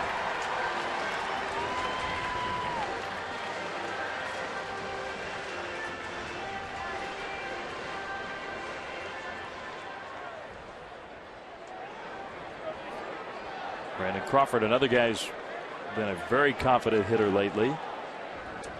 0 for 2 today, although his first time up, he hit a ball real hard on a line that was caught. First pitch curve for a ball.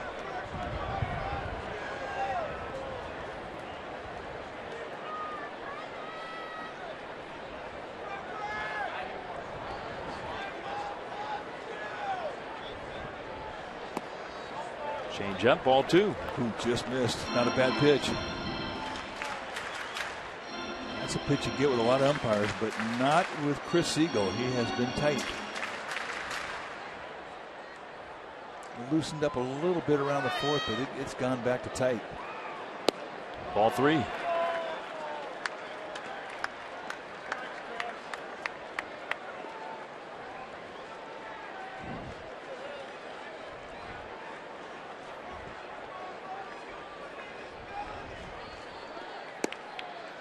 Probably in take mode there. That's a strike. There are lots of situations where Bruce Bochy likes to give the green light to his hitters in a 3-0 count. And it could be that Crawford had the green light there. Just wasn't the one he was looking for. He swings and hits one hard but foul. All right, what do you see? We take a look at our AT&T U-verse rewind. Why? Well, because it's all about Brandon Crawford. On April 13th against the Rockies, he had his first career walk-off home run, a 10th inning splash hit, and the Giants would win that ball game 5-4. That is our AT&T U-verse rewind. That's sort of a sign of things to come. Lefty against lefty. Big hit for Crawford. Fouls that one back out of play. A good battle here with Christian Bergman, the young starter, making just his second big league start in a tie game last of the 6th. Well, they made a big deal out of it when he made his first start in Coors Field. It was a quality start, and they just haven't had that many guys in their history come out of the minor leagues and do that there. Strike 3 called. Crawford thought it was ball 4. So we're back to coin flip mode. Some close ones are strikes, some are balls. I think it was a strike. I like the deke, though. He bends down to start taking off his stuff, thinking, all right, I'm going to take a walk. Which is, that's a good deke right there as a hitter. I think he knew that he was struck out. Well, I think it was a strike, too. Just doesn't seem to me that it has been that way very consistently. 2 down. Here's Blanco, who had a base hit his last time up. Strike 1 swinging.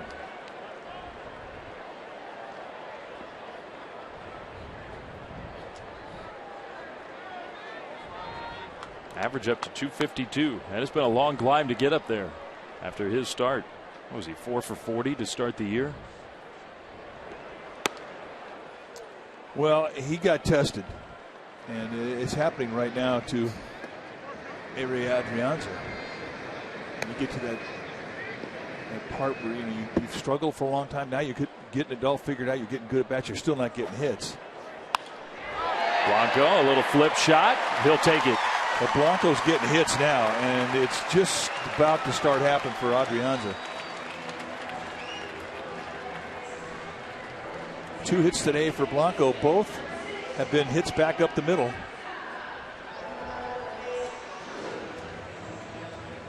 I mean, think about it. About 3 weeks ago, Blanco was hitting on the bingo card. It was like 071. Yep. And now here he is hitting 260. So he's been hot.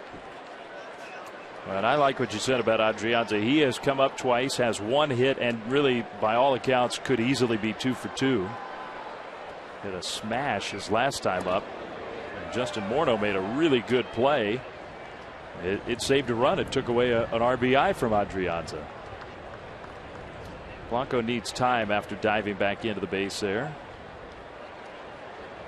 It's definitely a spot where you could see Blanco try to steal a bag. Tie game, 6th inning, 2 outs. And the Rockies are thinking that too. Oh yeah, Walt Weiss all over that.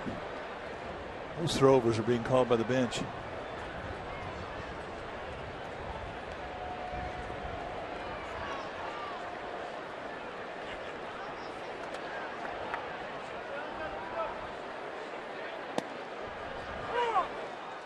Strike 1. You talked about his second at bat. It could have been a hit. I mean, really a nice play by Morneau to spear the ball and deny him a second hit.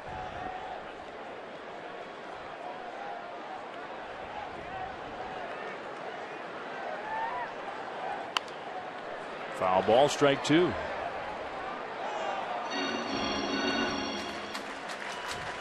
Well, Adrianza, that has happened to him a lot. For a young guy who hasn't had a lot of at-bats, he's not getting any luck right now.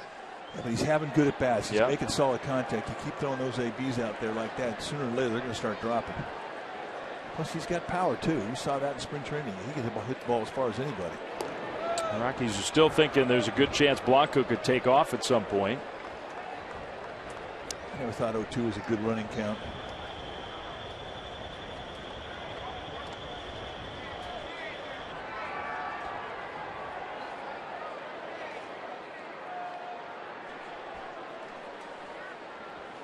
Up and away.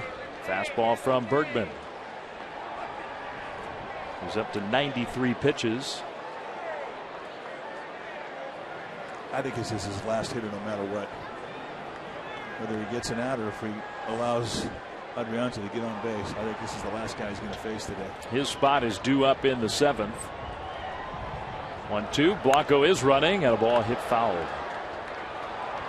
Bergman went back with that changeup, and Adrianza a little off balance, but had a pretty good swing against the change.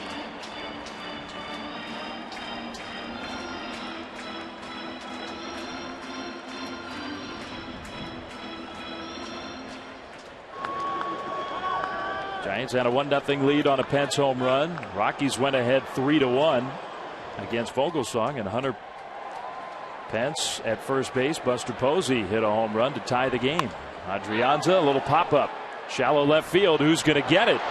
It'll be Dickerson from left to make the catch, and the inning is over. John will come back and join Mike on the TV side of our broadcast for the 7th of 3-3 game.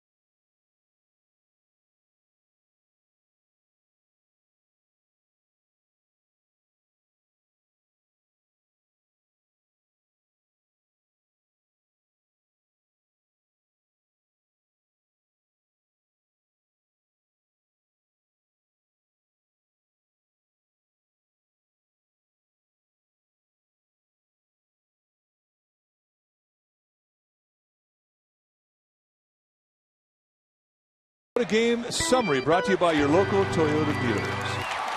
Let's take a look at the line scores. For the Rockies, 3 runs on 8 hits, no errors. For the Giants, 3 runs, 8 hits, no errors. Christian Bergman went 6 for the Rockies. Ryan Vogelsong was done after 5. And the big offensive hero today for the Rockies, Charlie Blackmon, 2 for 3 with a double and RBI. Hunter Pence, a solo shot in the first, and Buster Posey tied it up with his 70th career home run, a 2-run shot. That came in the 5th inning.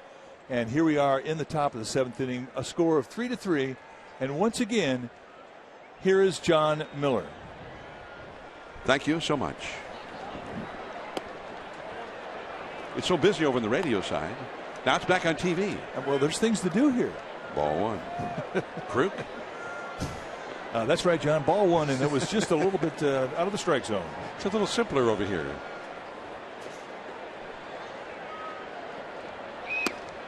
That's a strike. Get to kind of shift gears. You move from one booth to the other. Drew Stubbs, the pinch hitter for Bergman. Bergman, who went 6. And that's a foul. And I think they have to be happy with what they've been seeing from young Christian Bergman. He looks like he knows what he's doing out there. Doesn't overpower anybody. They got some young guys like Eddie Butler, who's been up, and then Tyler Matzik, who made a spectacular debut against Atlanta. He had a 2-hit shutout going into the 8th inning against the Braves the other night in his major league debut.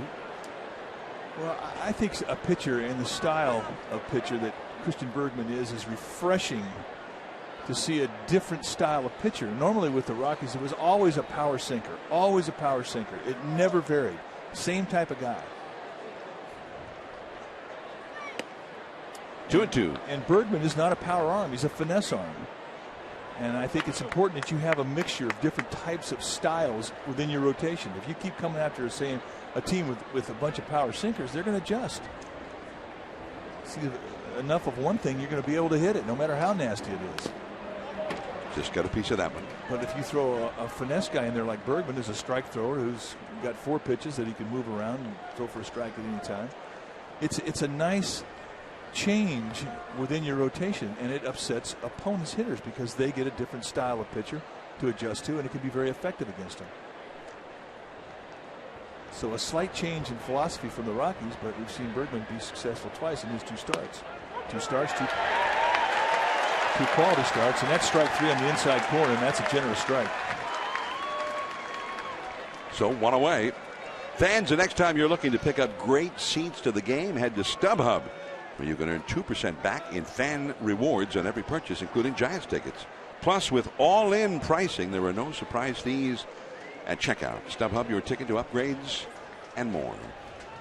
Double switch coming for the Giants here, as Affeldt is summoned from the bullpen with 1 out and nobody on in relief of Petit. 3-3 in the 7th. We'll be right back.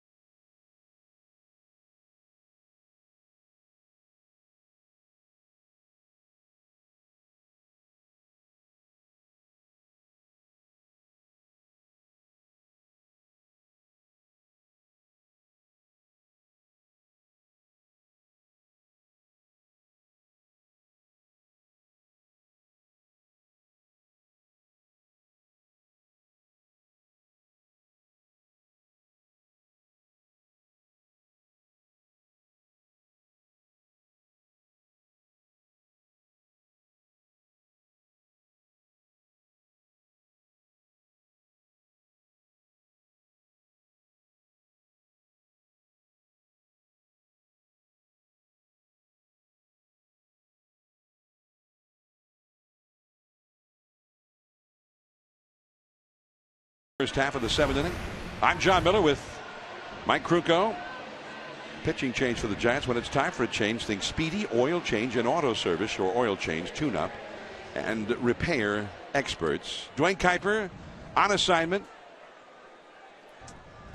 until he's healthy again and back in the booth. Should be tomorrow. Affeldt in his 27th game. Brandon Hicks also came in at second base in place of Adrianza. So Affeldt hits 8th, Hicks 9th. Hicks will lead off the last half of this inning. Blackman, and that's a foul ball. Down to the Rockies bullpen where they've got action going. Ottavino, the big right-hander, is loosening up in the Colorado bullpen. Saw Charlie Blackman not wasting any time against Affeldt. Affeldt, when he's locked in, he's got 3 ways he can strike you out. If he gets a 2-strike count on you, if you're hitting off the left side.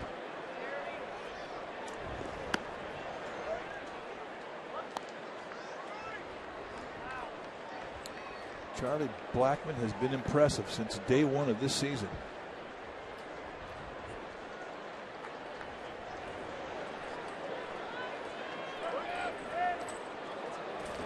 That curveball goes right by everybody. 2-1. Yusmeiro Petit threw 31 pitches in an inning and a third before giving way to Affeldt here in the 7th.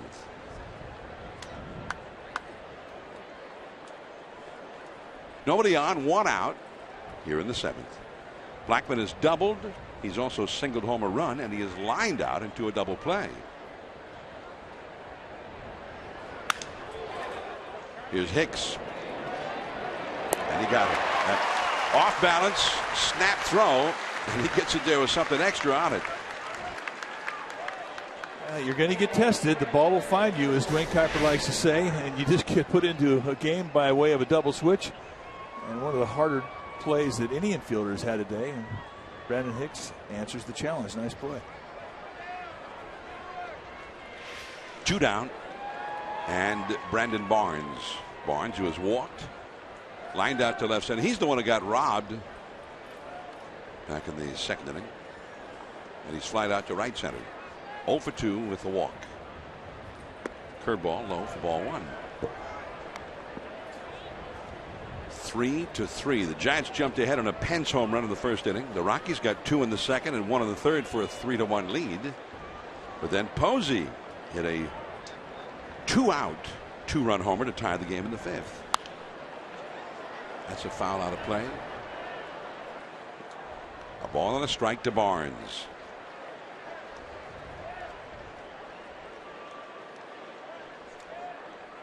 Tomorrow, a 1:05 start.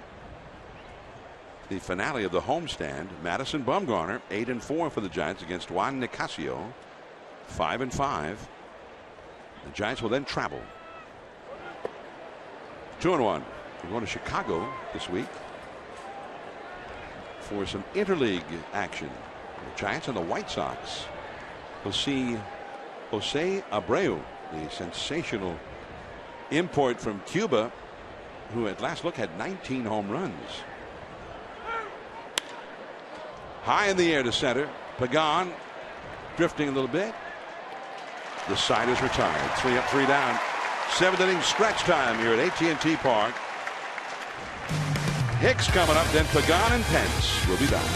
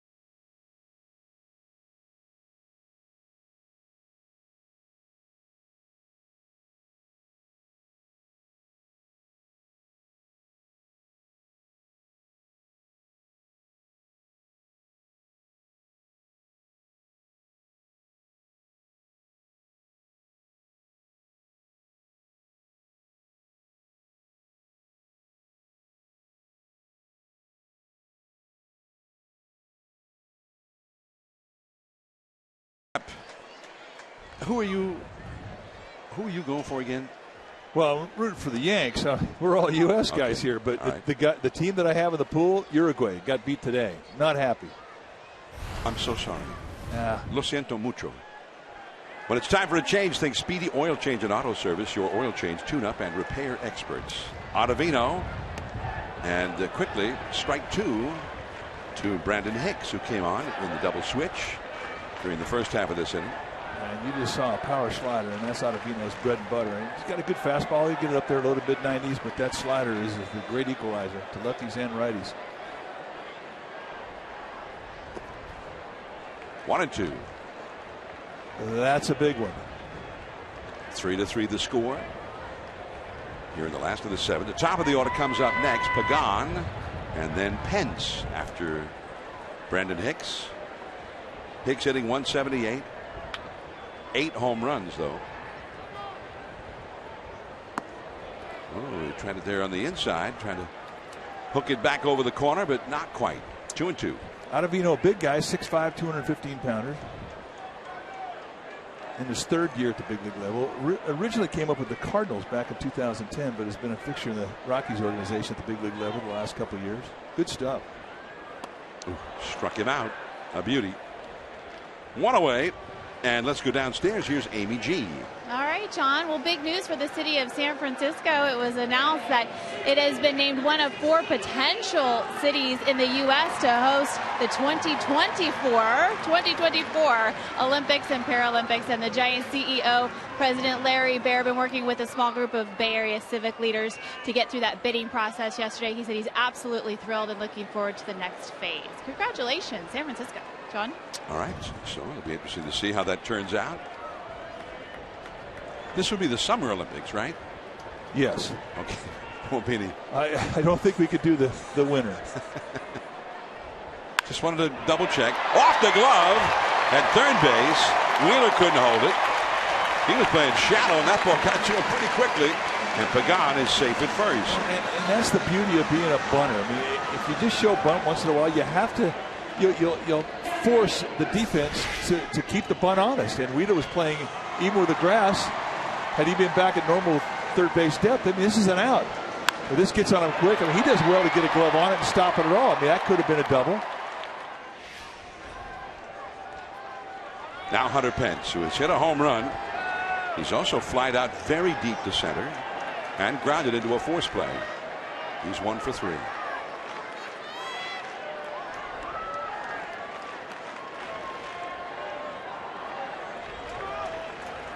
Finally, Ottavino stepped. I think Ottavino himself finally got the idea. Well, let's face it, I just don't want to throw one right now. You know what? Believe it or not, there's actually a call from the dugout that tells a pitcher to do just that. Just stand there and don't do anything for a while? Just stand there and wait. And oftentimes a manager will call that if he senses that there's a hitter up there who's antsy. And if you look at Hunter Pence, I mean, he looks like an antsy guy. I mean, he never stops moving once he gets in the box. You think? And the whole theory is if you make him wait a couple times, then throw something down below the strike zone, he's going to chase.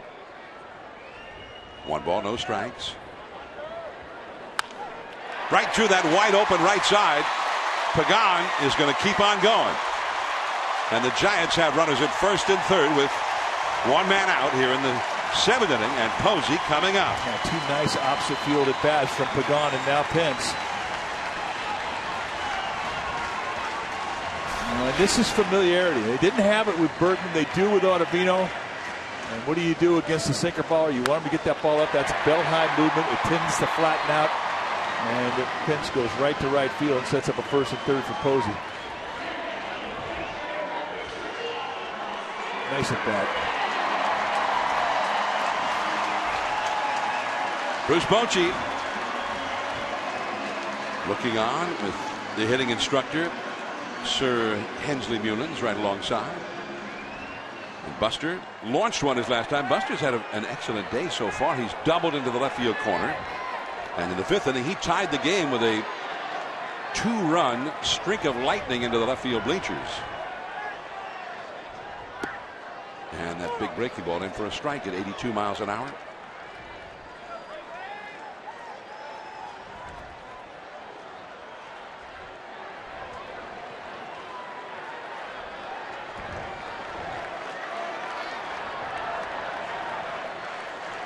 Ottavino ready.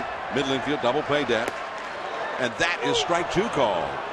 Another breaking ball. Bang, bang. 2 sliders quickly on top.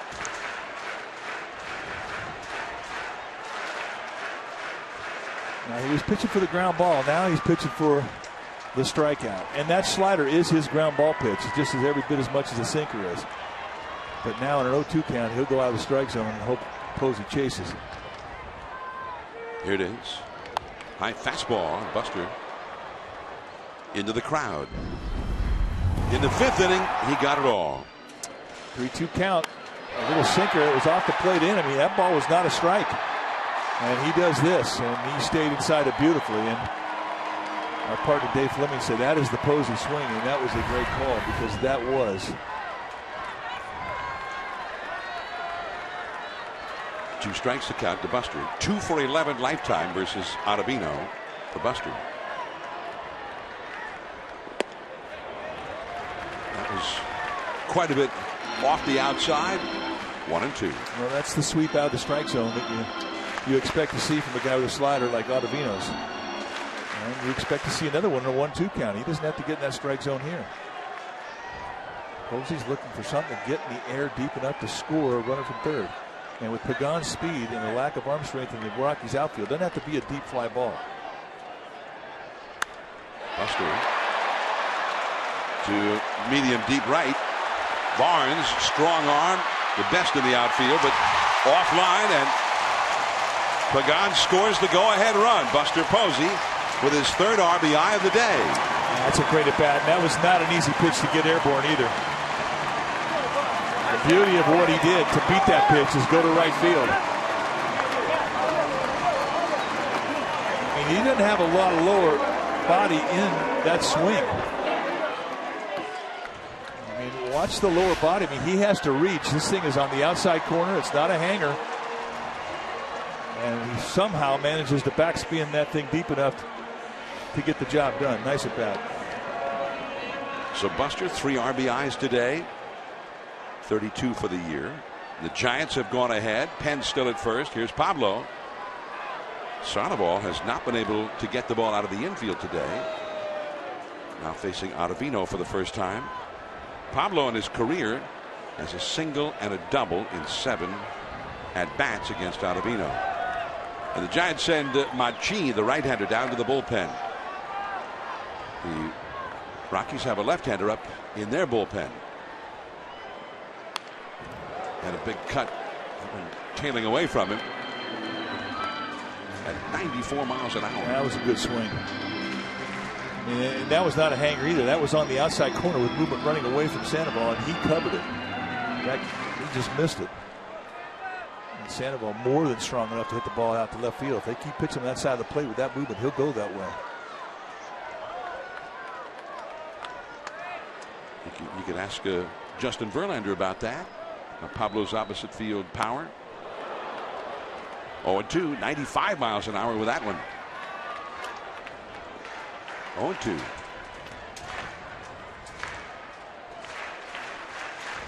Rex Brothers, a left-hander, warming up in the Rockies bullpen. Meanwhile, the right-handed hitting Michael Morse is on deck. 2 down. Pence at first. 0-2 to Pablo. And a high fastball back to the screen. Just keep elevating with that fastball, climbing the ladder. If he's swinging at him, keep throwing him.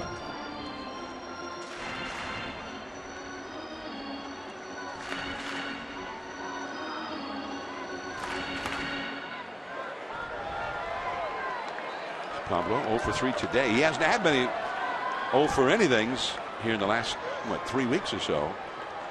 Been a hot hitter. Yeah, they want that breaking ball in the dirt. In the dirt, swinging strike 3, and the inning is over.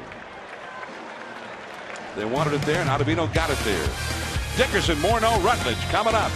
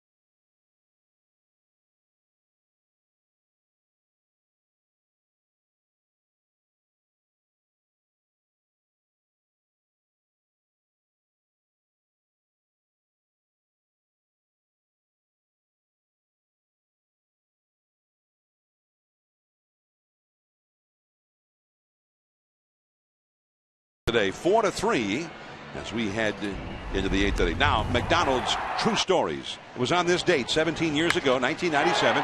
Rich Aurelia. And that was the first grand slam in the history of interleague play. The Giants over the Angels 10-3 in Anaheim. And it was Aurelia's first career grand slam, and he hit it against an American League team. We got some young Giants fans trying to do the same thing as we speak. As we speak. I think he did it off Alan Watson. Pretty good swing. She's got it going. That's a gamer babe right there. She cuts the bases well. Cuts inside of him by about a couple of feet. That's a good swing. That's one of the best swings we've seen today. Nice going, Mom. Affeldt with a couple of lefties coming up. Dickerson, then Morneau. Still in there. Machi getting ready in the pen. 4-3 Giants. Giants, who once trailed 3-1, have. It actually wasn't the first time they've had the lead. They were ahead 1-0 after one inning on the Pence home run, but fell behind in the second. But now they've turned that back around. A ball and a strike. 92-mile-an-hour fastball from Affeldt. And Corey Dickerson was trying to hit that thing in the pond. He had leverage in the count, ahead 1-0, looking for a fastball, and that's his best bolt right there. That's as hard as he can swing. Well, he has 8 home runs in only 124 official at bats. So about what, 1 homer every 15.5 at bats. Pretty good. In the dirt and a swinging strike. 1-2. That's where he gets the sink, like all sinker ballers, down around the knees. Dickerson has not been able to hit the ball out of the infield. 3 at bats against Vogelsong earlier. He popped to short, grounded to short, and then he popped to short, actually in shallow center, where Crawford made a sensational back to the infield catch on the run.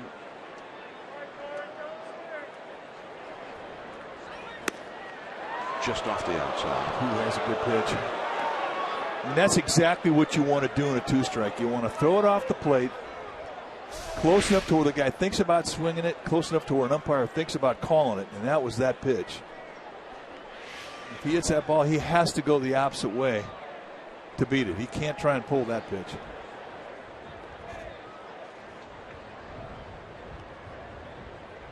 Two and 2. And it's too high. 3-2.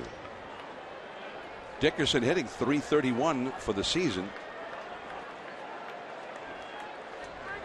And Morneau, been one of the top RBI men in the National League this year, on deck. 3-2 the count.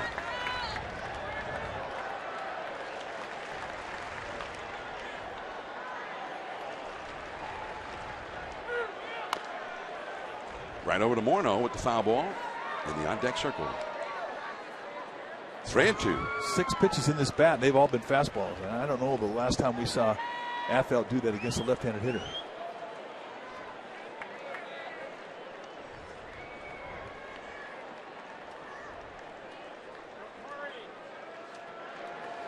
Affeldt gets a sign from Posey. 3 balls, 2 strikes. And fouled back to the screen. Staying with the hard stuff. Affeldt came in with 1 out in the 7th inning and got Blackman and Barnes, the 2 hitters he faced, to end that inning. Now starting the 8th with Dickerson trying to keep the Rockies from getting going here with their big cleanup man up next.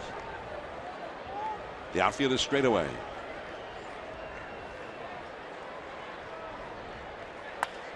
That is a high pop-up. And here is Hunter Pence. 1 away. That was quite a battle. And Affeldt prevails. He stayed with hard stuff the entire at bat. That surprise you? Well, as big as his curveball is, it does to a degree, because anytime he gets to a 2-strike against the lefty, I think that curveball is a good weapon. And he winds up going up above the hands. That ball was ball 4 that Dickerson swung at. Big out. Dickerson 0 for 4 now. Here is Morneau. He doubled back in the 3rd inning, starting a 2-run rally, or starting a rally. He scored the 3rd run eventually. And that's the curveball I'm talking about.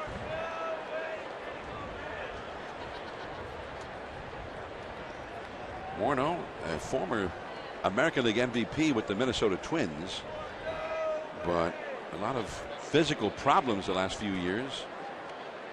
There's another curve taken for a ball. 1 ball, 1 strike. He had a concussion, and the effects of that concussion just kind of put him out of commission for a long, long while. Yeah, it's a scary injury. Just so unpredictable. And you saw it take away the career of one of the best catchers we've ever seen put on a Giants uniform, Mike Matheny. Hicks playing in right field for Morneau, and that check swing got the plate umpire Siegel. Buster Posey back to see if he's okay.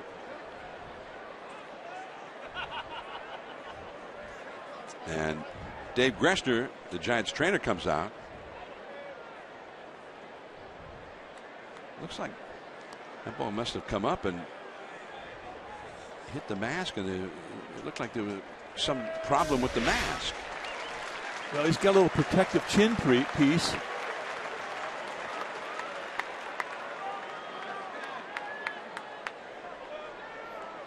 And I think that's maybe what got him.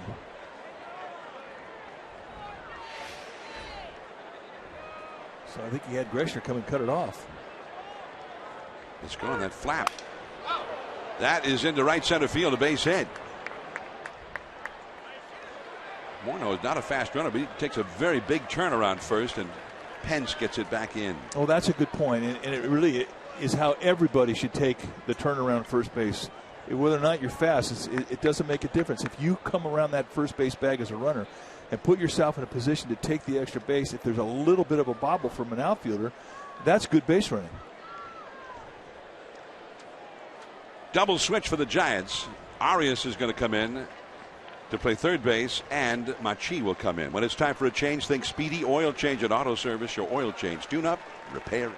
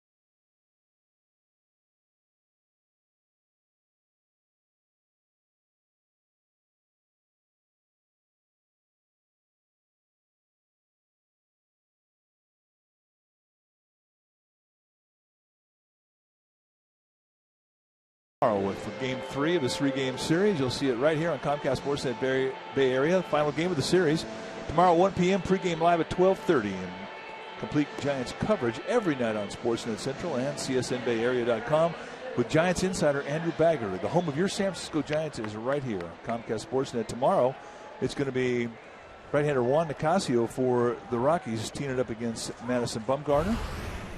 So join us if you would. Lots of baseball left this weekend. Right now it's Gene Machi who's coming in for the 31st time into a runner at first, 1-out situation. And his numbers really would give you an argument that he should make the All-Star team. He's been that good. A .31 earned run average. There's Arias now at third base. And in the 8th spot in the batting order, he would be due up 4th in the Giants' next go-round. Runner at first, that's Morneau. And a called strike to Josh Rutledge, playing shortstop today in the absence of Troy Tulowitzki. Machi has only allowed 1 run this year in 29 and a third innings, covering 30 appearances. 1 run, 16 hits in 29 and a third innings, and only 6 walks. Ooh, no swing and no strike. That looked pretty good, didn't it? A little bit above the bell. Well, yeah, I thought he swung. I didn't think it was a strike on the location, but I thought that was a swing right here. Let's take a look at it from the side. I think you'll agree this was a close one. Yeah, I think it was right. I think they called it right. I thought he had a little more swing than that. 1-1 the count. Definitely a swing there. A 94-mile-an-hour fastball. 1-2. So that the forkball has to get in the heads of a hitter, right? Well, it is, and that's the beauty of the big leagues. It's a small world, and when you get a guy out there who's had a first half like Machi, that forkball being his best pitch, that gets around the league quickly, and everybody goes up there thinking about it. You forget he throws mid-90s with the fastball. Another fastball down and away. 2-2. That was a wasted pitch. Machi, so many years in the minor leagues, a journeyman, always keeping up the dream of getting to the big leagues. Well, he didn't have the forkball for a long time. That was the pitch that got him here.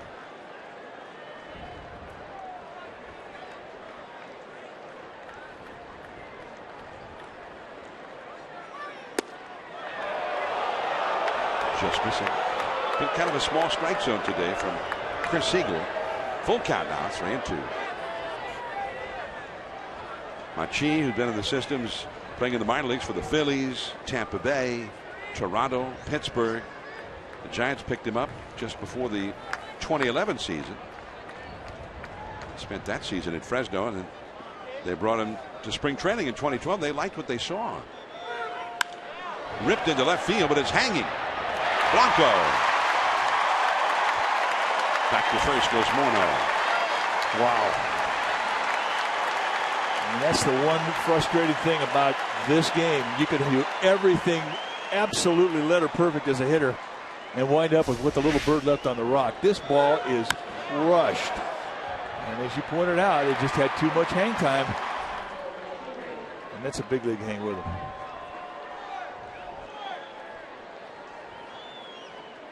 So 2 down. Blanco very pleased about all of that hang time. And here is McHenry, who's had a single. He's also struck out, and then he doubled his last time. He's 2 for 3. A strike on the outside. Machi got into 8 games for the Giants in the big leagues back in 2012. And then last year, he ended up in 51 games after a very strong start with Fresno.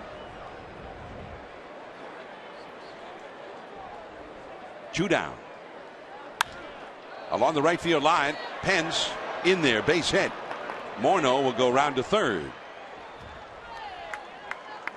So McHenry has a 3-hit game. The former Pirate, the backup catcher, giving Rosario a day off. He's having a big day with the bat. The inning goes on for Ryan Wheeler. Take a look at the pitch. A little fastball pretty much right out of the middle of the plate. It had movement coming back into McHenry, and to his credit, he goes with that movement. He stays inside it, goes the opposite way. If he tries to pull that ball, he gets jammed, and it's a little easy ground ball or a pop-up to the left side. 4-3 Giants, each team with 10 hits now. Here is Wheeler, who's doubled home a run, struck out, and walked. And the forkball is low and in. 1 ball and no strikes.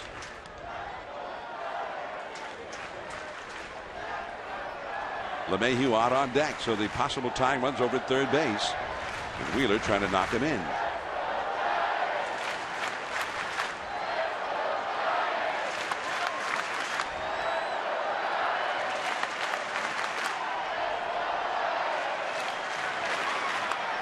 That pop-up comes back out of play. 1 ball, 1 strike. Wheeler came in as a pinch hitter in the 9th inning last night and knocked in a run with a single.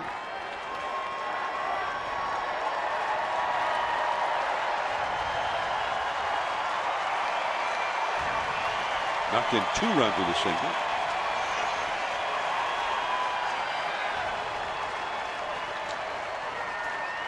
He's the one who tied the game.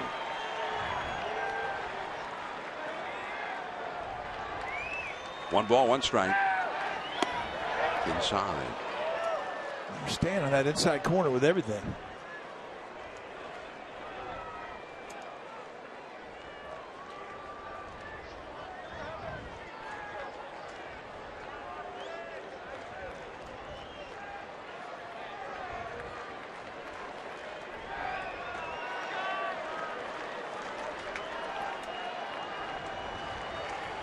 Two balls and a strike. That was a good one. 2-2. Now you can see much more snap when he gets that thing at the hitter around a knee-high location. It just explodes down. And you go to swing at it, and it's not there. Now he's got 2 more chances to do that again. You do not want to make a mistake up.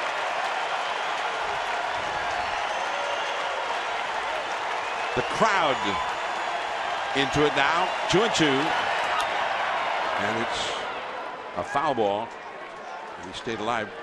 Pretty good work there by Wheeler to fight that one off. That's good. That's a good pitch. Good job of fighting it off.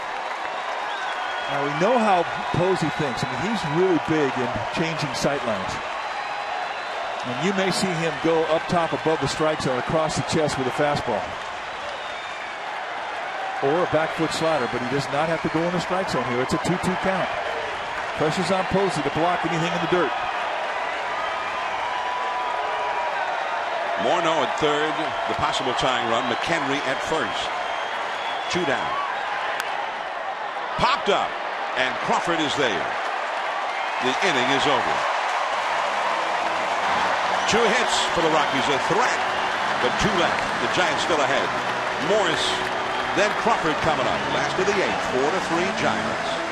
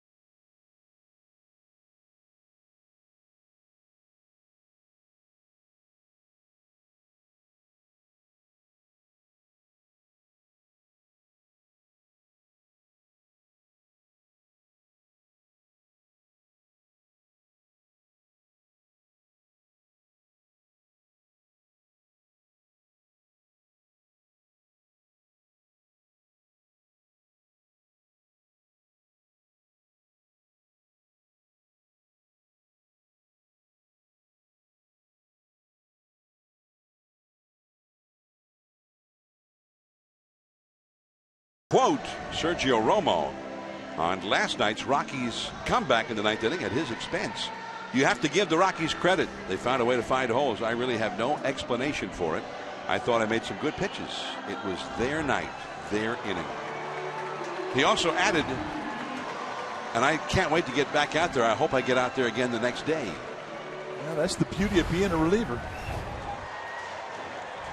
Bruce Bochy said that he looked at the video from that 9th inning, just looking to see if there was something wrong or if he looked off, and he thought that his stuff was pretty good, and that they hit some ground balls that found holes, a few things like that, and he felt it was he just had to tip his.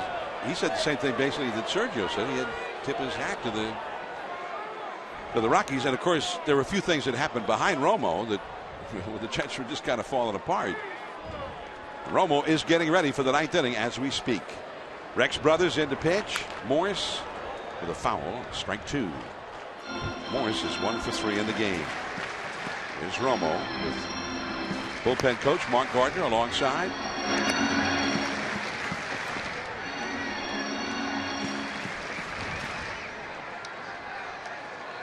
Oh, 2 the count. Michael Morris 3 for 4 against Brothers. That's right there. Strike 3 called. Now he guessed, and he guessed wrong. He was looking for that slider of Brothers.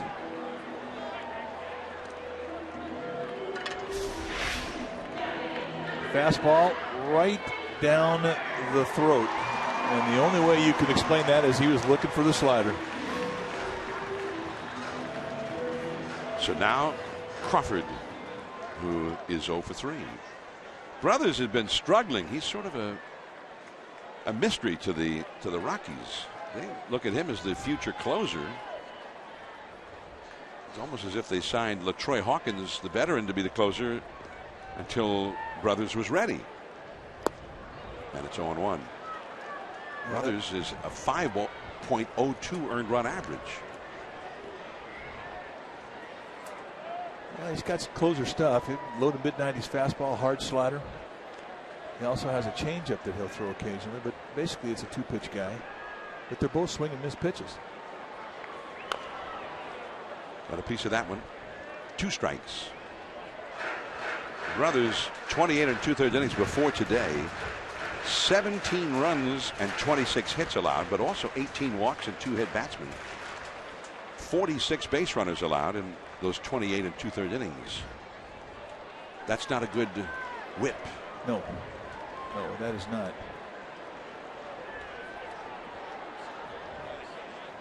And look at that. He did it again. Another fastball right down the middle for a called 3rd strike.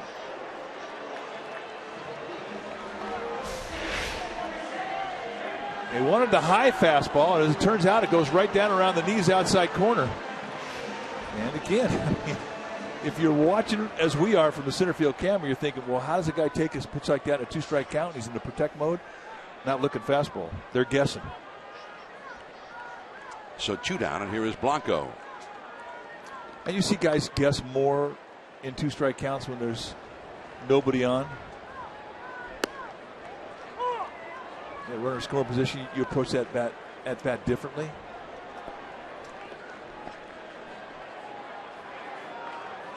Blanco, having bluffed the bunt, taking a strike. He's had 2 hits, singles in each of his last 2 at bats. He's 2 for 3 in the game.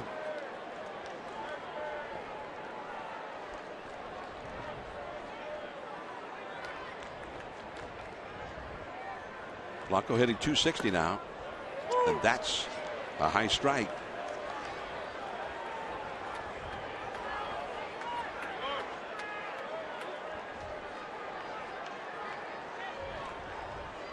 So Romo getting ready in the Giants bullpen. The Rockies in their 9th inning will have the 8th place hitter LeMahieu scheduled to lead off.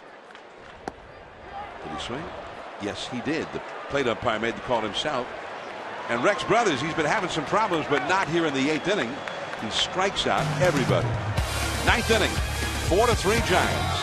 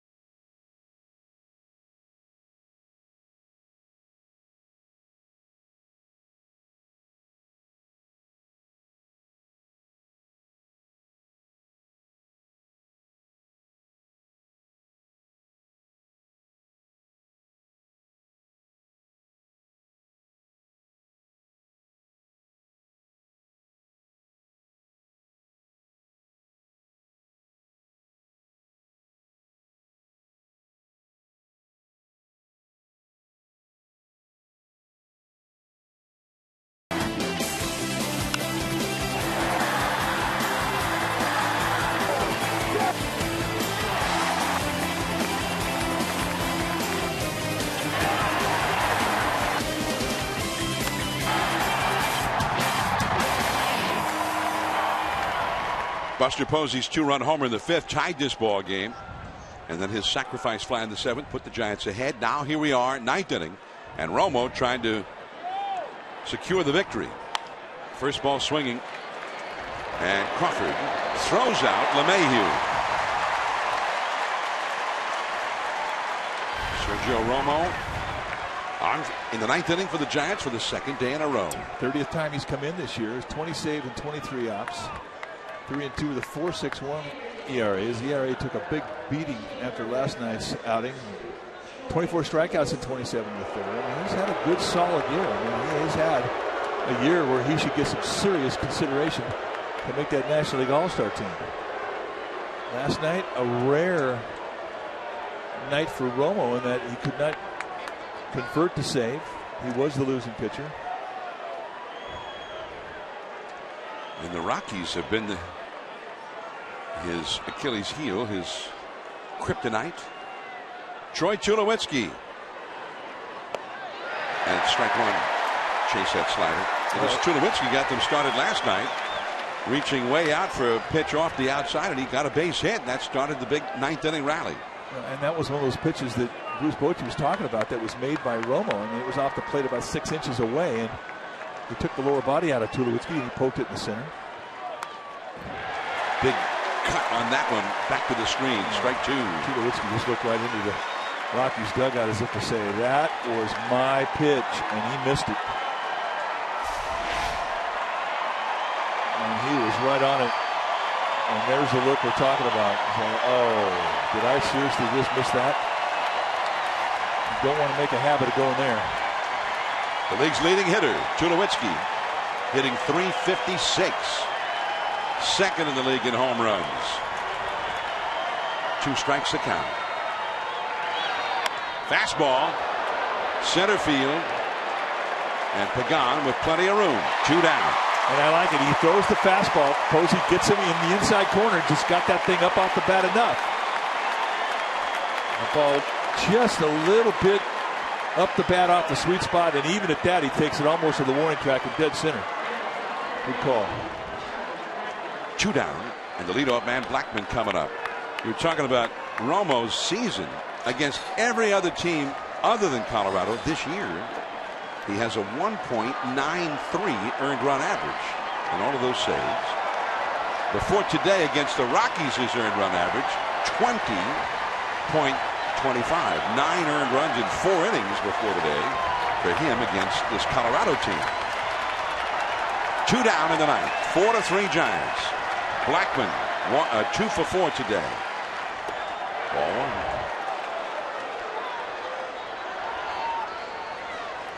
Blackman doubled as the first hitter of the game in the 1st inning. He singled home a run in the 2nd. Since then, he's lined out into a double play and grounded out to 2nd. Got the call. The low strike that time. It's 1-1. I don't see many of those called a strike today. That's a gift. And Romo will take it. But that changes things dramatically. A 1-1 count, 2-0 count, 2 different animals.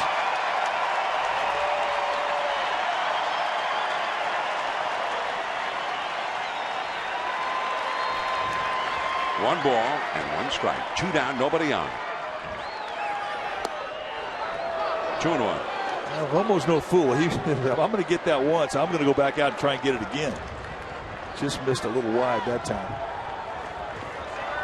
But I like the thought process.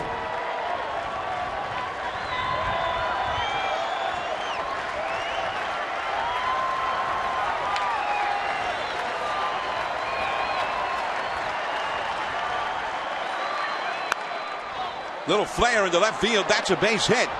Blackman around first, and he'll stop there as Blanco hurries it back to the infield. Oh, that's a great play from Blanco. And Blackman's got good speed. And I mean, he just, with that good hustle play and a barehander from Blanco, that's a dangerous play, but he cuts it over. He knows he has to try and keep that runner out of scoring position. On the bare hand, reaches down, fields it cleanly. One hop strike to Hicks. It's a big league play. And when he made that throw to 2nd to Hicks covering, Michael Morris, the first baseman, raced over to back up just in case. So the Rockies are still alive. And here is Brandon Barnes, the right-handed hitter. He's 0 for 3 with a walk. Strike one call.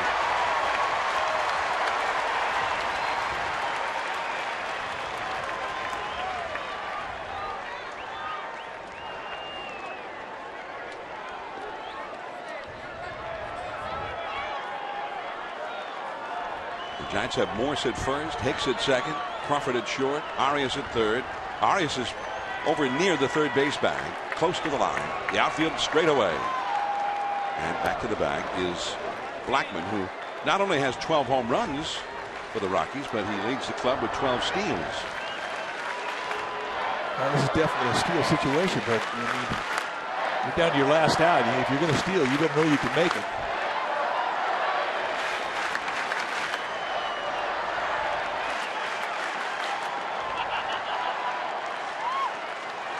Strike one pitch. Here it is. Reach for, and that's a base hit in the right center field. And it goes by, and that's going to tie the game. Scoring is Blackman, and Barnes he keeps on coming. The throw home. It's an inside the park home run. Brandon Barnes never stopped, and he goes all the way around. And the Giants were 1 out away. And then Blackman at the single, and Barnes with the inside the park home run that just did skip by Pagan. Now you see he tries to cut this off. He chokes the route. It gets by him.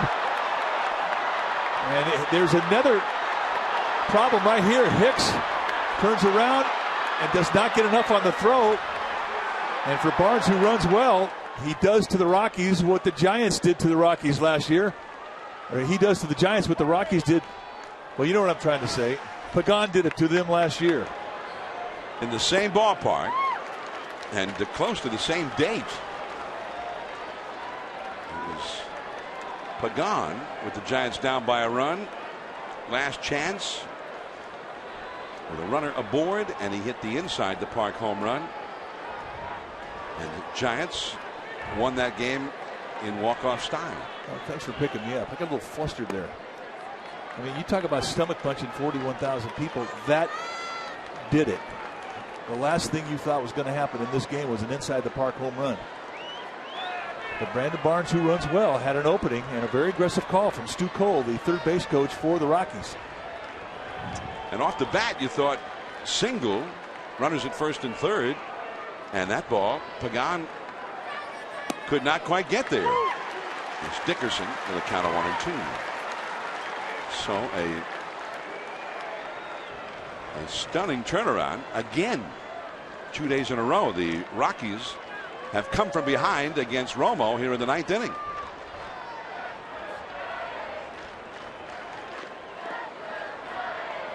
Dickerson 0 for 4.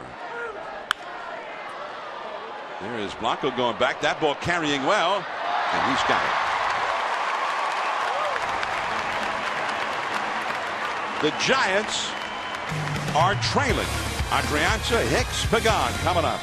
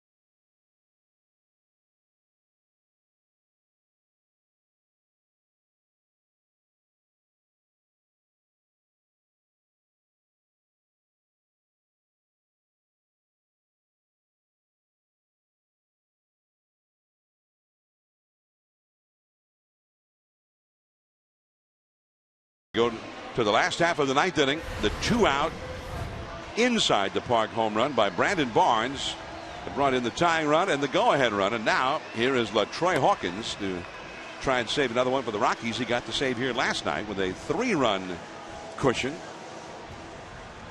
And you see his numbers.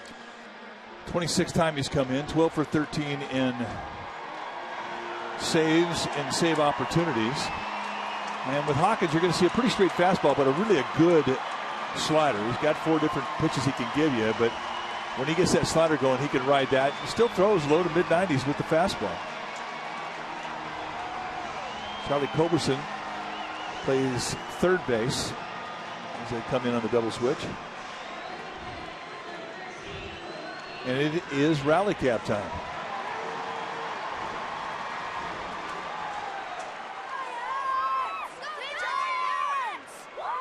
So Arias, who went into Adrianza's spot in the order. Adrianza had been lifted in an earlier double switch for the pitcher, and then the next double switch put Hicks in that spot, or rather Arias in that spot, with Hicks in the 9th spot on deck. 1 strike to count to Joaquin Arias. And here comes that slider from Hawkins. It's his bread and butter. 1-1. 41-year-old LaTroy Hawkins. So far, Arias, who hadn't played much in June, when he has, he's been hitting the ball much more sharply than in the past.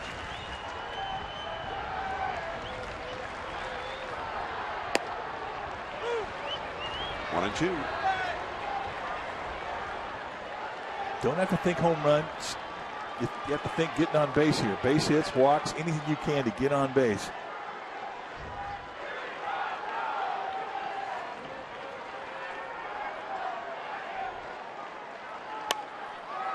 And I don't know how he got the bat on that slider, but he found it. Nice. Good job of staying alive on that one.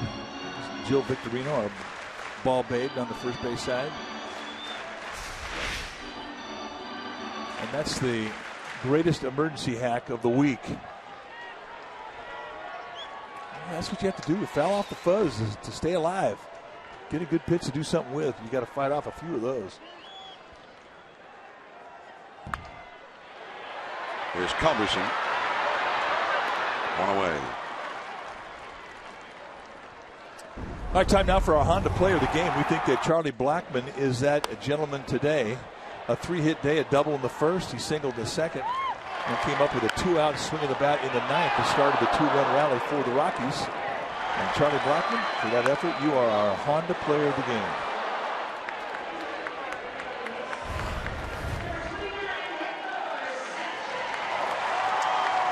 Now Brandon Hicks will be replaced by Hector Sanchez, the pinch hitter, a switch hitter, with 1 out and nobody on. Here in the 9th inning. That last pitch to Arias, you saw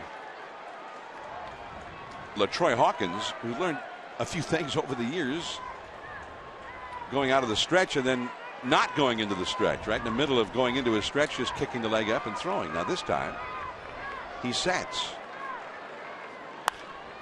First ball swinging and a high pop-up. Culberson, the third baseman. Now the shortstop gets there, and the ball falls.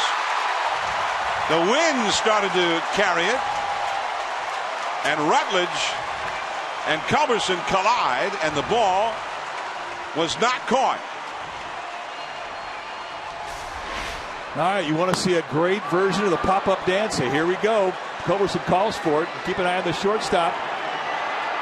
And as they collide, Josh Rutledge, he had to know that it was Culberson camped underneath it.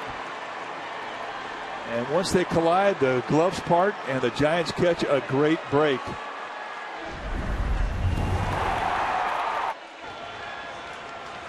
Now, this was the swing of the bat we're talking about last year that Angel Pagan hit off the wall into the ball game and an inside the park home run.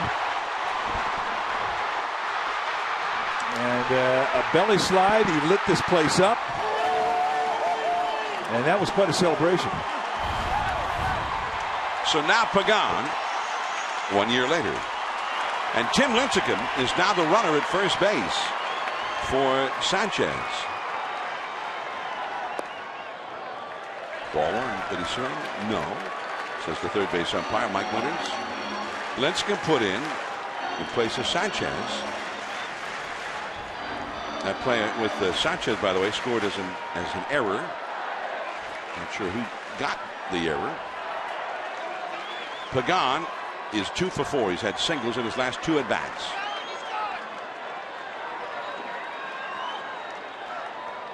Showing bunt and taking a called strike. 1-1. Roberto Kelly over to speak to Lincecum after each one of these first 2 pitches.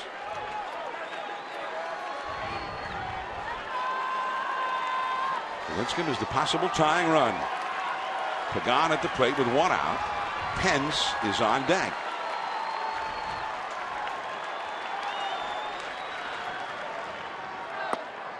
Strike 2 call. So back-to-back fastballs. And now Hawkins is on top of him 1-2.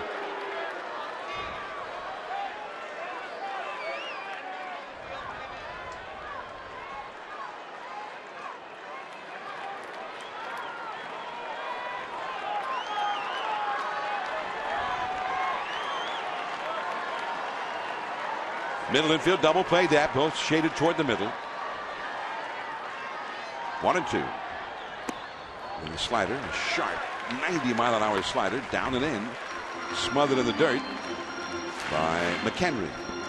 Back foot slider, that was by design. So a pretty good take there from Pagan. 2-2 the count.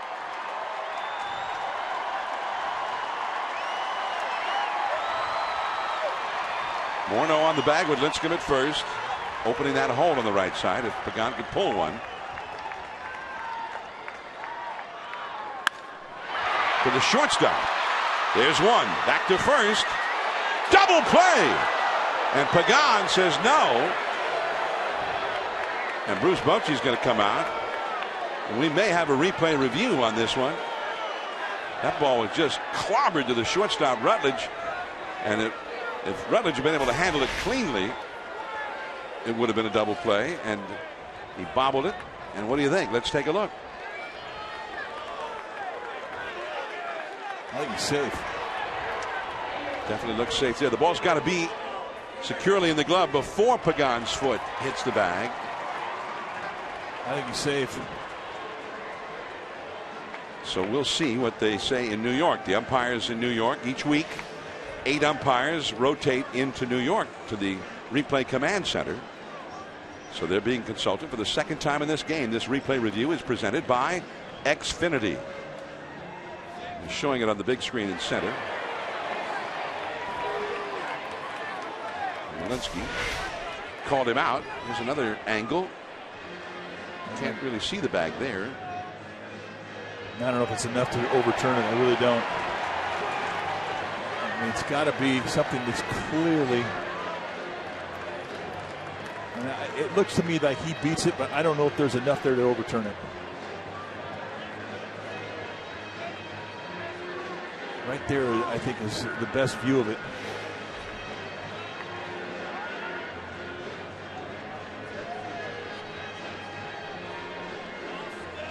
That's why the initial call is still critical, because there has to be conclusive evidence to overturn the call. So if he'd said safe and the Rockies were appealing it, that's a whole different story. We're talking about conclusive evidence that the call should be overturned. And they're watching this thing again and again. Let's take a look at this one.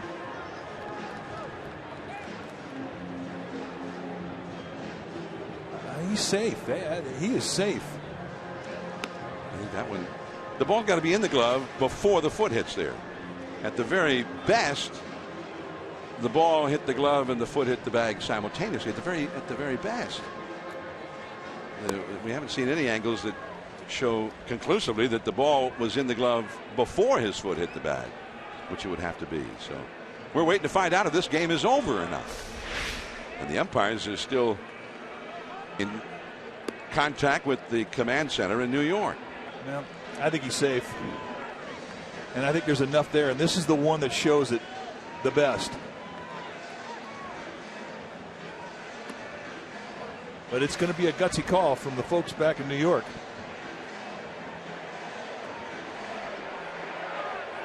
And they are taking a long time. And they have, well, here we go. Here's the decision. Out! And the ball game is over. And that's a little different than the replays that we just looked at. So that has to be, the call stands, which means not conclusive enough evidence. Well, and that's the unfortunate part about that rule. The very first call is very significant because you have to have a clear version of why you want to overturn it. And apparently they felt there wasn't enough there. And that's very disappointing for the Giants. So disappointing all the way around. The Giants lose it. The Rockies coming from behind for the second day in a row in the 9th and beating the Giants. Now the Esurance Giants post-game live with interviews and the wrap coming up. But first, let's go to the Sportsnet Central studio.